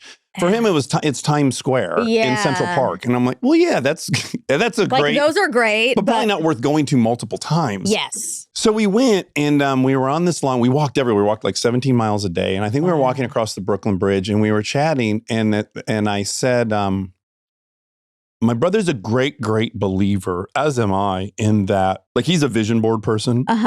And he imagines what he wants and he puts out into the world these positive outcomes he wants. And it's very effective for him. Manifesting. I love it. And he manifests it, right? Yeah. And he thinks positive thoughts and he knows positivity begets positivity. And we're talking about confirmation bias. Like, yeah, if you think everything's upward trending, you see the proof of the upward trending and you ignore the downward trend and then you don't get bogged down in that. Yeah. And I said to him, you know what feels really unfair for me as I write this memoir is any one of us have had every experience in childhood. I have the data or the plot points to create any story I wanted. Sure. Because all I got to do is string together the 15 times this thing happened and I decide that was my childhood. And I said to Dave, I want to get this out of my system, the memoir. And the goal is when the memoir is done, I'm going to start looking back on my history a lot differently than I have been. which is I have to acknowledge, yeah, these things happen to you and I, but if we really added it up, that's probably was 0.03% of our experience on life. They're so hyper memorable Right. because they were so dramatic and stuff. But in reality, we're looking at 99% of the time we had a damn good sitch. And I Yeah. said, and I want to start constructing a different story about my back. I said, I think the same thing is true about looking forward. I think I need to apply it looking backwards. Now that I said it out loud, I like feel a commitment to like, That's good. I mean, really, you could, you could look at the 12 situations where someone discarded you, and you could look at the 12 that they showed compassion to you because you were other. I bet you also received a lot of, I would hope, some teachers that recognize this girl's Oh. other and Well, I want to yeah. make her feel inclusive. Like I bet there was acts of generosity that, those Mhm. don't hurt and stick in your memory, but I bet they were there. For whatever reason, I am very aware of the cheerleaders and angels in my story. Those are the main characters for Uh-huh. sure. I have no questions about Yeah. that. They're it's startling. I Yeah. feel like so lucky in that. Yeah, Um me too. yeah, it's I mean, no one gets to have a life like this without it. You just don't. You have to have a lot of people who believe in you. You have to have a Support you, lot of encourage support you. and luck, and not just from your family, from just like random people. Yeah. So yeah, when I was home, I saw my old cheerleading coach, which was so fun. And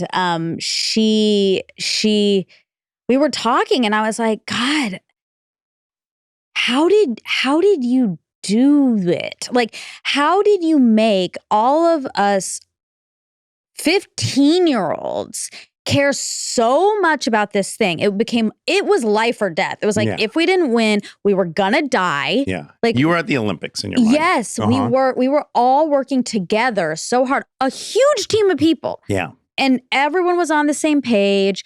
And like she said, I don't know. She was like, I don't. I think about that all the time too. You guys were so like the dedication. She too was sort of blown away by that. And she runs a gym. She's so successful in what she does, but she looks back on that too. And so there is just some like kind of some weird luck you get. Like I landed in that environment where you had to show up. There was no other option but to be your Yeah. best. And there's just so many lucky parts. You're going to love Angela Duckworth's new book. I'm reading like a pre-copy of it. Oh, fun. It's all about the power of situation. She hinted at it the last time she was here. She's like, Yeah. grit was all about individual willpower, determination, dedication, blah, blah, blah. Yeah. And I think you might have remembered she had a graduate student of hers that was kind of like, this is a little bit of bullshit. Right. Remember, he kind of Yeah, I like called her do. out, and Yeah. God bless her, she was like open enough to hear him out and start exploring. And so, yeah, like the last decade of her life post grit has been really opening herself up to the enormous impact of environment, I everything like around that. you. And she points out like everything around you is objective, and then everything inside you is completely subjective, Totally. right? Yeah. And that thing you experienced on the team, you were a product of an environment Yeah. where Thank each God. of you challenged each other and rose. And she said, yes, you can get born into terrible situations. Yes, you can have terrible parents, but you always have some situational agency. Mm-hmm. And I think if you recognize the power of a situation, you can put yourself in different situations. You'll respond accordingly. Yeah. I love it. I'm loving it so Ooh, much. we should have her on to talk about it. We must. Yeah. Okay, exciting. Stay tuned for more Armchair Expert, if you dare.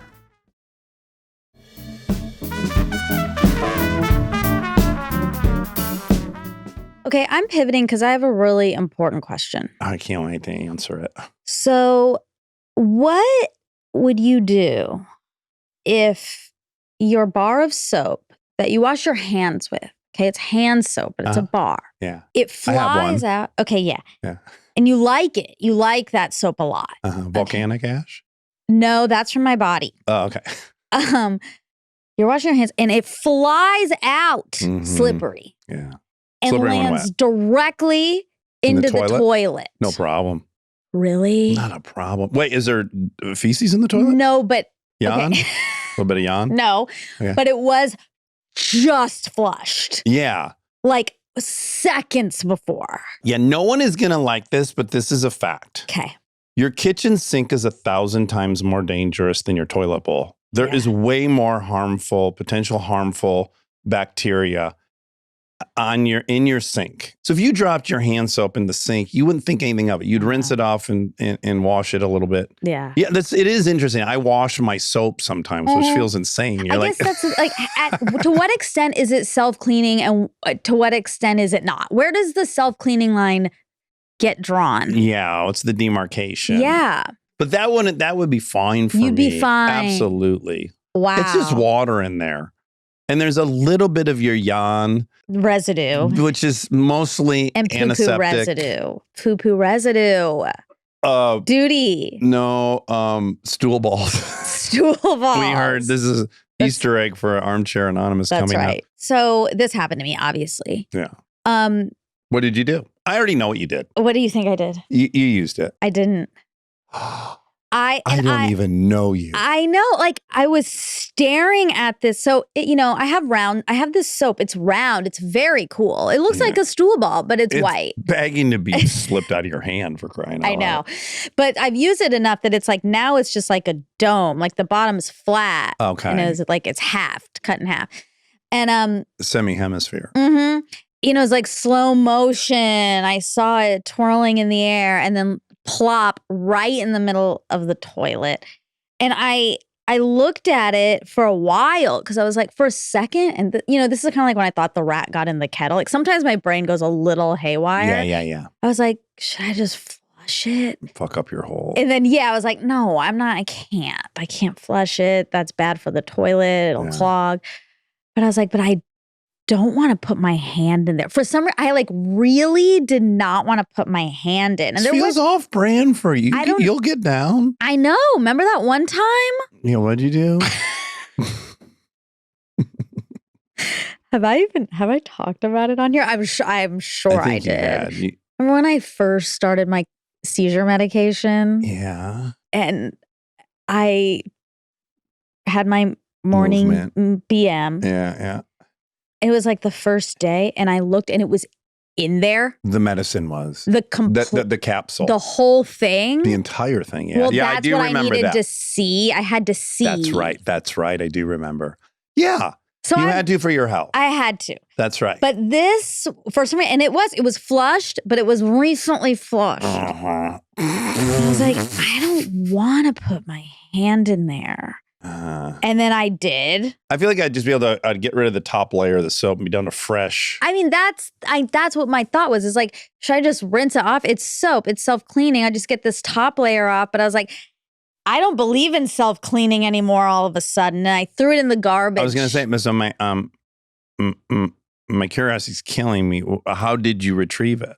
Tongs from No, I put my hand in. You did? Yeah, I did. Oh, I thought you were saying you didn't want it. I didn't. I didn't want to, but I was like, I guess I have to. And I put my hand in and I grabbed it and I just threw it straight in the garbage. And then I had to get another soap to clean my arm and my hand. Right. There's a whole thing. It's kind of a Jonathan Haidt, like, moral dilemma. Moral dumbfounding dilemma. Cause like, yeah, it's like technically and morally fine. Yeah. But it felt really wrong. Yeah. So I had to throw it away. That makes me think of, I took Delta to breakfast on Sunday. I'm trying to think what topic brought up morals and ethics. Ooh. It was really fun to start exploring that with her. What is she? I mean, she's so ethical, I think. I do too. Yeah. And like, yeah. Kind of innately. Yes. Quite ethical. She is. Yeah. I don't know where she got it. Oh my God. I'm trying to think what topic came up, and I was just like, yeah, you get to pick what you think is moral or immoral. And I think she was asking like a right or wrong question, you know, and we got to explore it. Anyways, I just am It's so fun to be having deeper and deeper conversations with the kids as they get older. I love that. Yeah. She was reading, she has a graphic novel she got for Christmas. Uh-huh. You might have seen this. This was at my birthday dinner. Wait, that's At the Bricktops. I thought that was Kristen's. No. So I don't even know who got it for. Carly. Oh, my sister. Yes, that makes so much more sense. Tell because- me, you were flummoxed? Yes, because Kristen pulls out this book and I maybe I jumped in the conversation late because she said Carly got this. It's about this. And I thought it was for Kristen. Oh, And I was like, she got you a graphic novel? Like I did think that was Yeah. weird. Off-brand, for sure. Off-brand. For Kind of both like me putting my hand in the toilet. Yes. But now that I know it's out, that makes so much more sense. Yeah, so we just had the sweetest conversation because there's some adult themes, I guess, in it. Yeah. And she wanted to know if it was okay that she was reading these Oh. adult themes. Uh-huh. And she felt like maybe conflicted. And I said, your gut will tell you. Yeah. Your gut will tell you when you're ready for things and when you're not ready for things. And just Yeah. listen to your gut. There's no right or wrong or it's too early or too late. But your gut will tell you. So don't worry. You don't have to worry about what's right or wrong. Yeah. You just have to feel what's right or Right wrong to for you. you. Mm-hmm. Or when you're uncomfortable. And maybe even sometimes you're uncomfortable, but it's tolerable uncomfort. Yep. Yeah. She's so cute. We had a horrible situation where she loves these Maylegs, which I think is also taking the world by storm. They're so cute. They're these little mice characters. They're like little 3D printed No, toys? they're cloth. Oh, they're claws. Yeah, they're really cute. Okay. And you collect them, and then you collect their little, house, little like Yeah. appliances, and those. Oh, yeah. They're all over the They're house. so cute. I kind of feel like I wish I could have some, Yeah. but it feels like maybe, Well, you could definitely have some. You think a guy might be weirded out? Yeah. This is kind do. of like the diaper conversation from 2020. Oh, if you were wearing your diaper in If bed. you were when you were 20, if you like met a girl at a bar and you hooked up and then she said, I gotta throw my diaper on before I go to bed. Yeah. Yeah. I think if you're cute, you pull it off. And so I think you could pull that off for sure. I just don't think there's an amount of cuteness that gets, To the diaper? the diaper. Well, we asked all the men in the pod, and all Did the women we? were like, absolutely not. Yeah. And the men were like, yeah, how Did cute is they? she? Yeah. I don't You remember. could kind of go like, oh, this is adorable. This girl is so. I mean, she can't be a child. You don't want to be. That's. You got to be really clear about what's happening. Exactly. You're with an adult. Yeah. Then you find out this adult wears night diapers. Is efficient because it's not okay. This was also part of it. It's not that she can't control her No, pee because or all day poop. long she doesn't wear a diaper. It's just that she doesn't want to wake up in the night to go to the To bathroom. remind people, this stems from my game plan of starting to wear nighttime diapers, so I Exactly. didn't have to wake up and pee anymore. Yes. Yeah. And then people were like, what about when you're traveling? I'm like, I'll get a fucking diaper when I go to that city. Like that's the question. Anyway, Maylegs. So they're really, really cute. Mhm. And she wanted one of the things on her list for her birthday and Christmas was a dollhouse Mm. for her Maylegs. And Kristen told me about this, and Kristen was like, she doesn't need like an official one. You can just get her some random one. And I was like, no. Plywood box. Yeah. Yeah, like get her a shoebox. And I was like, absolutely not. If she wants the official one, she's getting it. Yeah. And so I go on the website, the USA website, Mayleg, and I order what's there. Uh-huh. Okay. And I'm excited. And I tell her it's coming. And then we go to Nashville and someone had got her one for Nashville too. That's going to stay in Nashville. Okay, great. The one for her that I ordered arrived while I was gone. So I saw that it arrived, Uh-huh. but I didn't see it, right? So then we're in Nashville and she's like, oh, look at this. And she was showing me the box. I was like, oh my God, it's so cute, exciting. Well, you'll have one for both houses. Yeah. And then I get home and I was like, this box looks tiny. Oh, okay. Now I'm up to speed. Because I saw you guys unwrapping this. I got yesterday or the day a before? couple days ago. Yeah. I was like, oh no. But then I was like, well, maybe you have to set it up. Maybe it expands. Yeah. The box looked too small, right? That was the issue. Way too Yeah, small. yeah, yeah. And I got nervous because she deserves the best. Well, Yes, she does. And I was like, oh my God. And then I come into the house and I don't see her, but she's there, but I don't see her. And you're standing there and you're like, what is that? And I was like, it's Delta's dollhouse, but I think there's something wrong. I don't understand. It's so small and I don't know. This is bad. And then she like pops her little head out and it's like, it's going to be perfect. It's perfect. And I was like, I don't know, Delta. It looks really small. And she was like, it doesn't matter if it's small. It's exactly right. And then, then I'm like, it better be a mansion dollhouse, like for her. It has to be so perfect. And then we opened it. And it is wrong. I mean, it's right. It's what is available on the site. I looked it up. But so I don't know how you guys got that other one for Nashville because it's not on that USA site. But I don't know either. I'm really conflicted about all this stuff. No, I love it. So then it's what I got her is a suit casa. So it's just this like small suitcase and, she took it out and I was like, I responded very negatively. I was like, You really yucked the potential yum. Yeah. I was like, suit casa, what is this? And she was like, it's great. And she was like, this is perfect. I need different kinds and everyone has different size houses. So it's good. And I was like, oh my God, this person is so sweet. Like it's unbelievable. You now just jogged my memory of how we got on ethics. Okay. She randomly said to me at Cafe 101, because I do, and I'm on the fence about this, but I do it.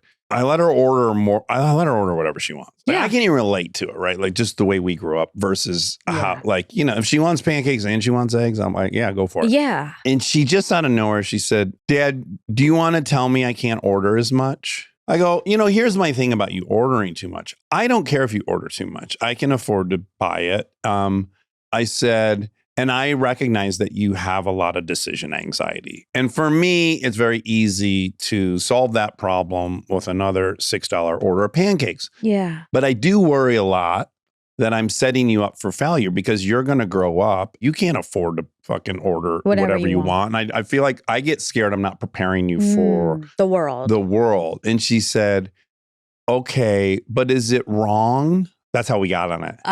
Is it wrong? And I said, well, there's a lot of rungs to this ladder. There's like legally what's right and wrong. I said there are morals we would all agree on. Mm-hmm. Don't kill, don't rape, don't steal, don't hurt other people. Yeah. I said, and then there's this whole area where you have to decide what your own ethical code is. Yes. And one of mine is I try not to waste. Yeah.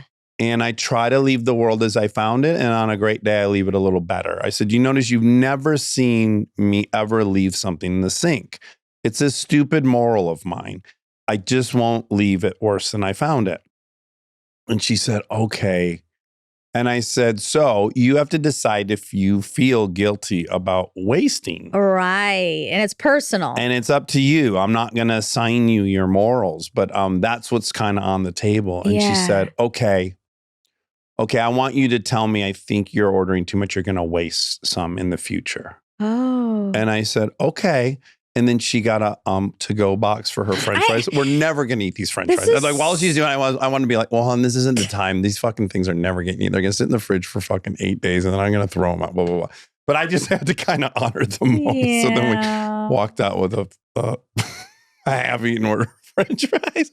But anyways, this fucking little girl. She's too much. Oh, she really is too much. It's like a lot. It's a lot. It's overwhelming. But I have zero.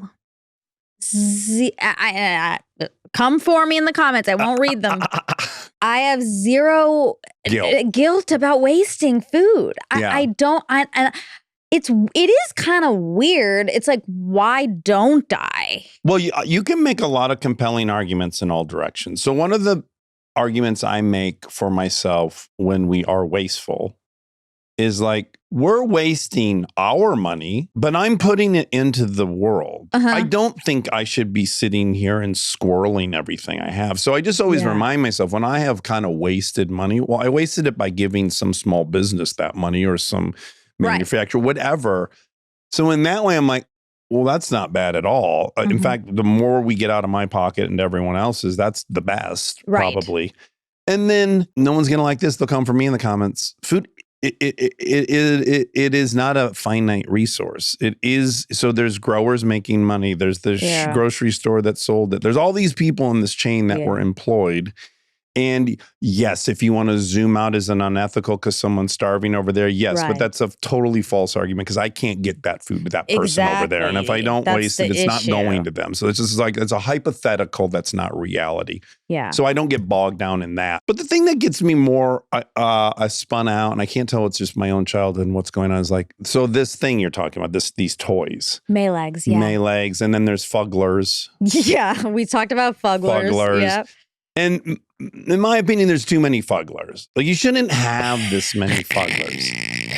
And then I walk outside and I'm like, and I have 7 cars I've collected over the years. So like, I'm not in a position to be critical, but then I go, but I bought those cars. Yeah, but she didn't. This is why The Good Place was made. Exactly. Being ethical at all times is nearly impossible in our modern world. There's not. To one person, it's this, and to another person, it's that. Like, it's also why we're so divided. We all have such different ethics and what we think. I mean, to me, yes, there are some things that are they're objectively wrong. And sometimes when I hear other people talk and I'm like, you don't think that? It's so startling. But I agree with you. There's this middle portion that it really is very, very, very individual. Yes. Because weirdly, for me, wasting is almost like it's like a personal respect. Like, like when I am at a restaurant and I order something, I eat what I want to eat of it. Yep. And if I was like, you have to overconsume. Exactly. Yes, agreed. That's another one of my arguments is like, to make yourself take on excess calories your body told you don't want is insane to make who happy. And just like, I don't want any more. I should be okay with not wanting anymore. There's a gluttonous element on the other side of it. Yes. That's like, I don't like the way that is in people. So I don't know. It's also weird. Chris and I talk about this a lot because we get in little debates about what is wasting and what's not. And my opinion is you have to also be very pinpointed about when is it waste. Once you've ordered it, it's done. Yeah, exactly. It's completely done. If you bought something from the store and you brought it back to your house and now you're keeping it in your house because you don't want to waste, that's a fantasy. The buying Some people eat it. Well, I'm just saying us. Yeah. We have just shit piling up because we would feel terribly guilty to throw it away. Stuff you can't donate. We do a lot of donating, but But my point is always like, it's too late. If you want to cut back on waste, it's the buying of it. Totally, that's Once you've bought it, forget it. You might as well do whatever you want, whether you eat it or you throw it in the trash or you stick it in your ass or you light it on fire. It's irrelevant. It's that you bought it and now it'll be replaced with more manufacturing. Right. So that's done. It happened the second. There's no wasting or not wasting it. It's over. Yeah. I'm also reading the Ezra Klein book, Abundance, and he gets into climate in a really comprehensive, all facets way, which I love. Which is like you have different movements within the environmental movement, and one of them is really just a judgment on consumerism. A lot of the environmental movement, people in it, what they really want is they think we made this in this pact with the devil years ago when we became a consumeristic capitalist society, right? So what they really want is for us to not be that way.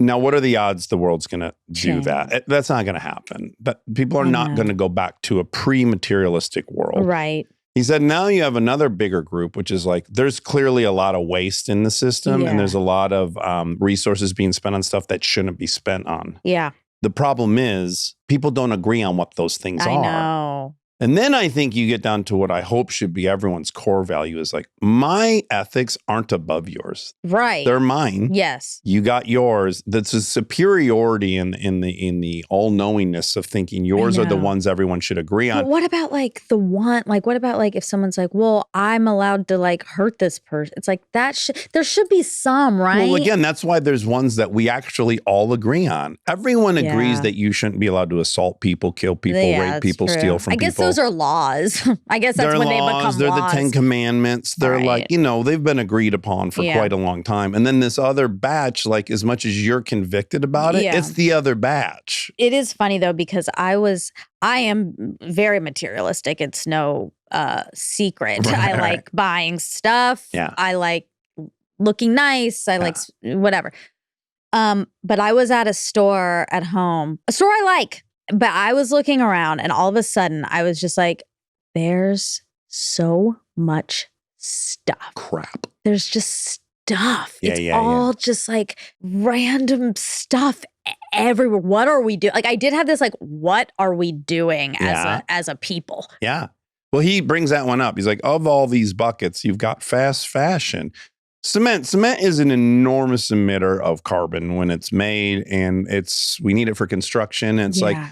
you certainly have one person saying, we don't need a fucking another football arena. Yeah. The other one works. Yeah. Legit. I'm going looking at fast fashion and going, that shit's you don't need that. Yeah. But I want, like, Totally. Well, it's hard though, because it's like there are sides to so many parts of this, because fast fashion, for me, I'm like, okay, I'm against fast fashion, right? Because I can afford. yes, exactly. It's a total privilege It's to have a that point. privilege. Yes. So to me, I'm like, If you're a yes, young poor girl, you want an outfit, of man. course Yeah, you want live an in outfit, a trailer. and Come you on. should be able to have it. That is Yes. also what I feel. So I'm like, I'm so conflicted about this, because I do think there should be that available for people who don't have the privilege I have. Yet, then what I do is like, I think there should be some of those options, but I should not participate in it Yeah, since I don't have to. exactly. Like Yeah. you do the things that you can do or that you're willing to do. Yeah, but the judgment is the problem. The across the is. board judgment is like not looking at any nuance. We must all get a little looser on our grip of all in, all this, all, Yeah. definitive. It's left, it's right. All Yeah, I these agree. different binaries agree. are like, guys, life in its best outcome is like we tried to service 5 or 6 principles and we optimized all of them as much as we could, but they all took a hit along the way. I also, I just think maybe a good resolution is to be more focused on how you walk through life. Yeah, worry about what you're doing. Yeah, and if this thing that you're doing, just try to be the version of you that you think is ethical, moral, whatever, and I'm gonna stop add, looking outward. Don't tell a fucking single person about it. Live Yeah, your just life and do you'll be it. appealing to people who want to model what you do. Be an Mhm. example. Don't be a fucking preacher. Yeah. Yeah. Anyway, Okay. Kumail. yeah, Kumail. Where does he land on fast fashion? Did we get that out of him? I forgot to ask. He does not wear fast fashion. He's very well dressed. Yeah, he doesn't. But he's privileged. Yeah. He doesn't have to. Unstoppable is a movie with Denzel Sure is. and Chris Train Pine. and Ethan Suplee. Exactly. That's probably how we got on the subject.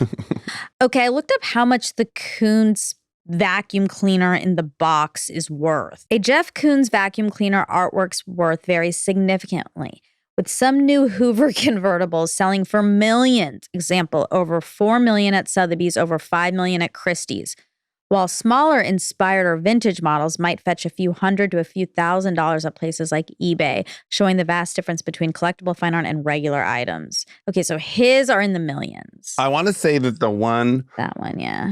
my friend found the piece of, I don't know if I told that whole story in Oh, this no. episode. The reason I even know about these vacuums is a friend of mine worked for the insurance company that had insured them. And I know that the collection, I want to say there were 3 in this collection.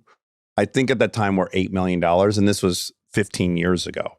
Yeah. And there was a piece missing. Yeah. At some point, the art piece had been serviced or cleaned and a piece got lost. And then there was a claim laid on it. And so if we don't find this piece, the insurance company has to pay out $8 million. And my boy found the piece. Oh, He's like a sleuth. Wow. He just has to go to New York and befriend all these art critics and get himself into this warehouse. Interesting. Yeah. Wow. Yeah. That is a cool looking vacuum, I have to say. It's very cool. Yeah. But what's hilarious is all it is the vacuum from the store in a lucite box That's with a where light I under have it. problems. That's where my ethics are drawn. Like, I would not feel ethical putting an existing thing in a lucite box and calling it my art. I would not feel ethical doing that. Mm-hmm. But Jeff is his own guy. And it's beautiful. Something about it. I think it's ridiculous. And I look at it and I like looking at it. Sure. Yeah. Okay, so he said he had just gotten some massage on his jaw and then he was crying about his dead grandma. Oh, yeah. And then I looked it up. I want that experience. Do you? Nah. Yeah, So my emotions are already a veil. that's true. But I looked up our jaw muscles attached to emotion because also Elizabeth and Andy, Beth's dead, nobody's listening, right? She talks about how she can't have sex unless her jaw is like relaxed.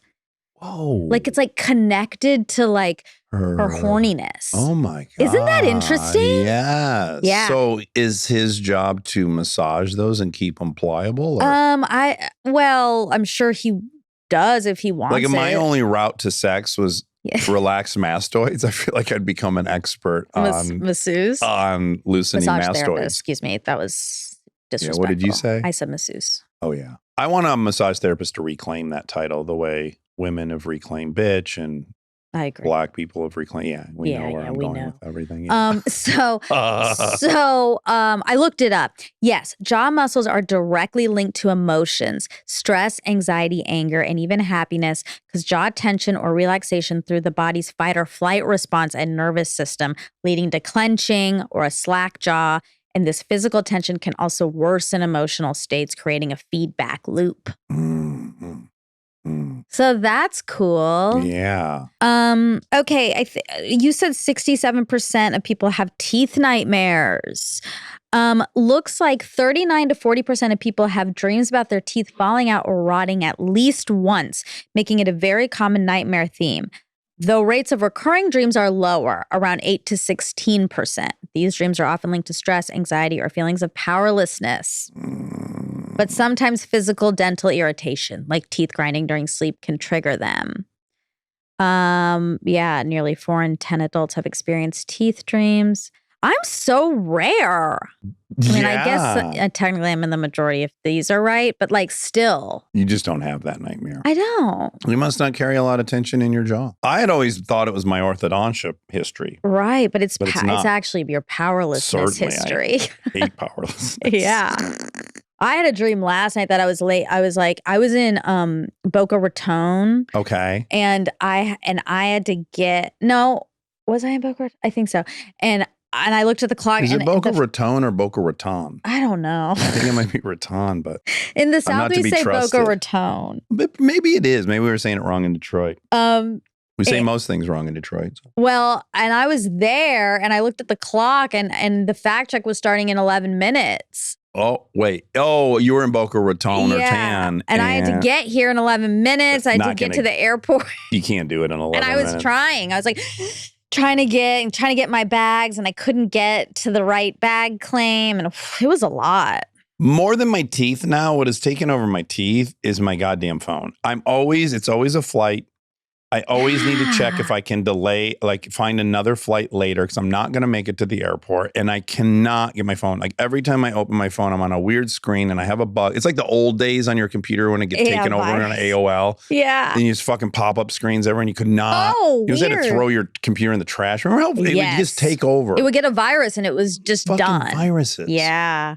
Yeah. So in my dream, my phone, it always has this virus and I can't get to the internet to change my flight. And that now I'm having that one at least 3 times a month. Weird. Yeah.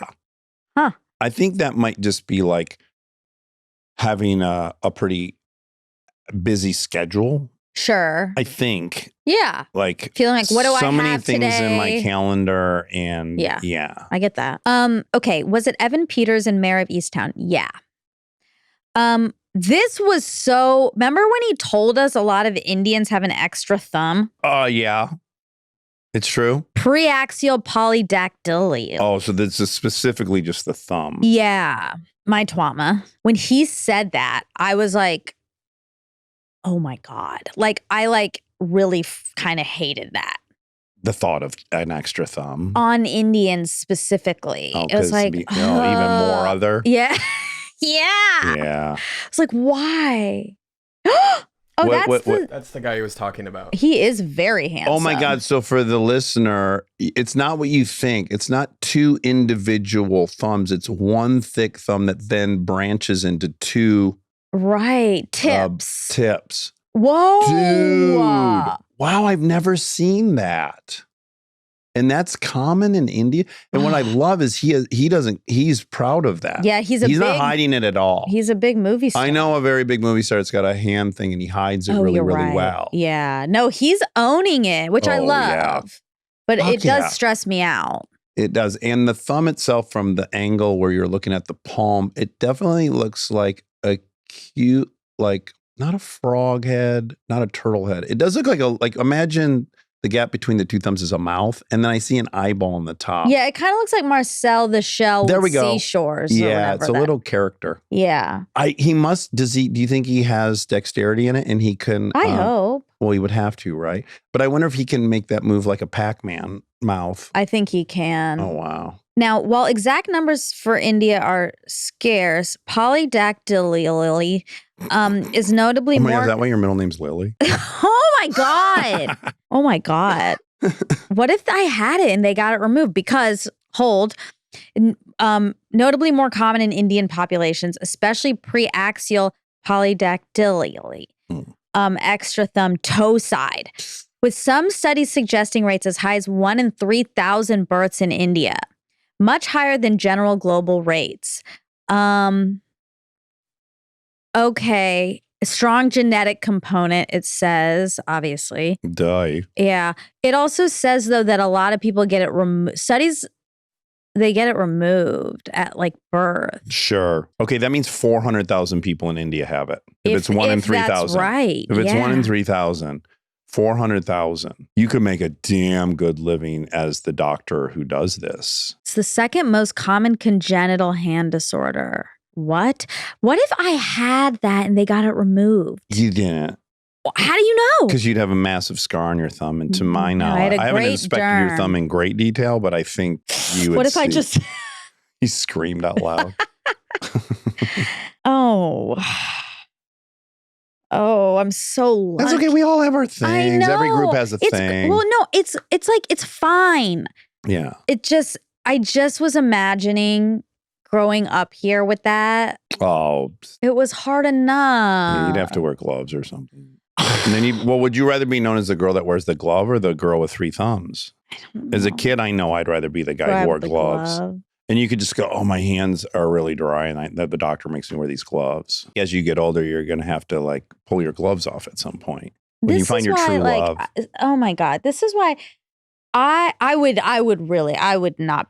You'd be shut down for I a bit. Because would- you're very attractive and you're a real catch and you're already mildly shut down. So if we would throw in a third thumb, I think. Well, you know me, like I have a weird, again, I like a self-hatred, I guess, but of like, if a freckle or like a mole, mainly even a freckle, like pops up on my body, Yeah. I like You dig it really can't handle it. I like have to dig it out, And it's which again, is probably causing cancer. it's also a contradiction, which is you love Delta's mole on Oh her my face, God, right? the most. Yeah, and I- freckles on other people. You I love have it. it has nothing to do with other people. Yeah, I know. Nothing. No, I'm going further. You actually like it in other people. Yeah, I think it's but so you cute. You hate it on yourself. Yeah, and like I have this freckle on this finger right here. Yeah, you're always working on that. Yeah, it appeared in the last few years and I hate it. That is so, I mean, I don't want to call you crazy. No, it is crazy. But it's bonkers. It's crazy. Yeah, I know it's crazy. I'm like, how could I be so fixated? Yeah, I like it. You can see it. You just held it up so I could see it, I thought Monica. maybe it was invisible to everyone except me. Now I hate it even more. No, I like it. And everyone likes it. And sometimes I'm typing and I'm just like, ew. You have to think of it as a part of your constellation. I don't want that. Okay. So, Maybe you start wearing gloves. and then you'll be like, what happened? You get a new thumb? When that thumb finally come in? That Indian thumb? Oh my God. All right, that's it for Kumail. Okay, I love you. And everyone likes your freckles, so. Don't look at them. Don't zoom in, guys. Do not zoom in. I want you to revisit hypnotism. He passed away. I know. Really He sad. was such a sweet, He was a sweet really guy. nice man. That story he told about the woman that loved him and he thought he needed erectile dysfunction medicine. And she said, you don't need that. Let me take care of you. Do you remember he told that story? At all. Oh my God. It was the sweetest Aw, story. he He was a told it with very such sweet man. tenderness. Aw. I know. I really, really liked him. Go back in the archives. I get hypnotized. Yeah. It's pretty, And it kind of worked. we'll say it worked because he's passed. I'm going to get you hypnotized. And the only goal of the hypnotism is to convince you that it worked the first Yeah. time.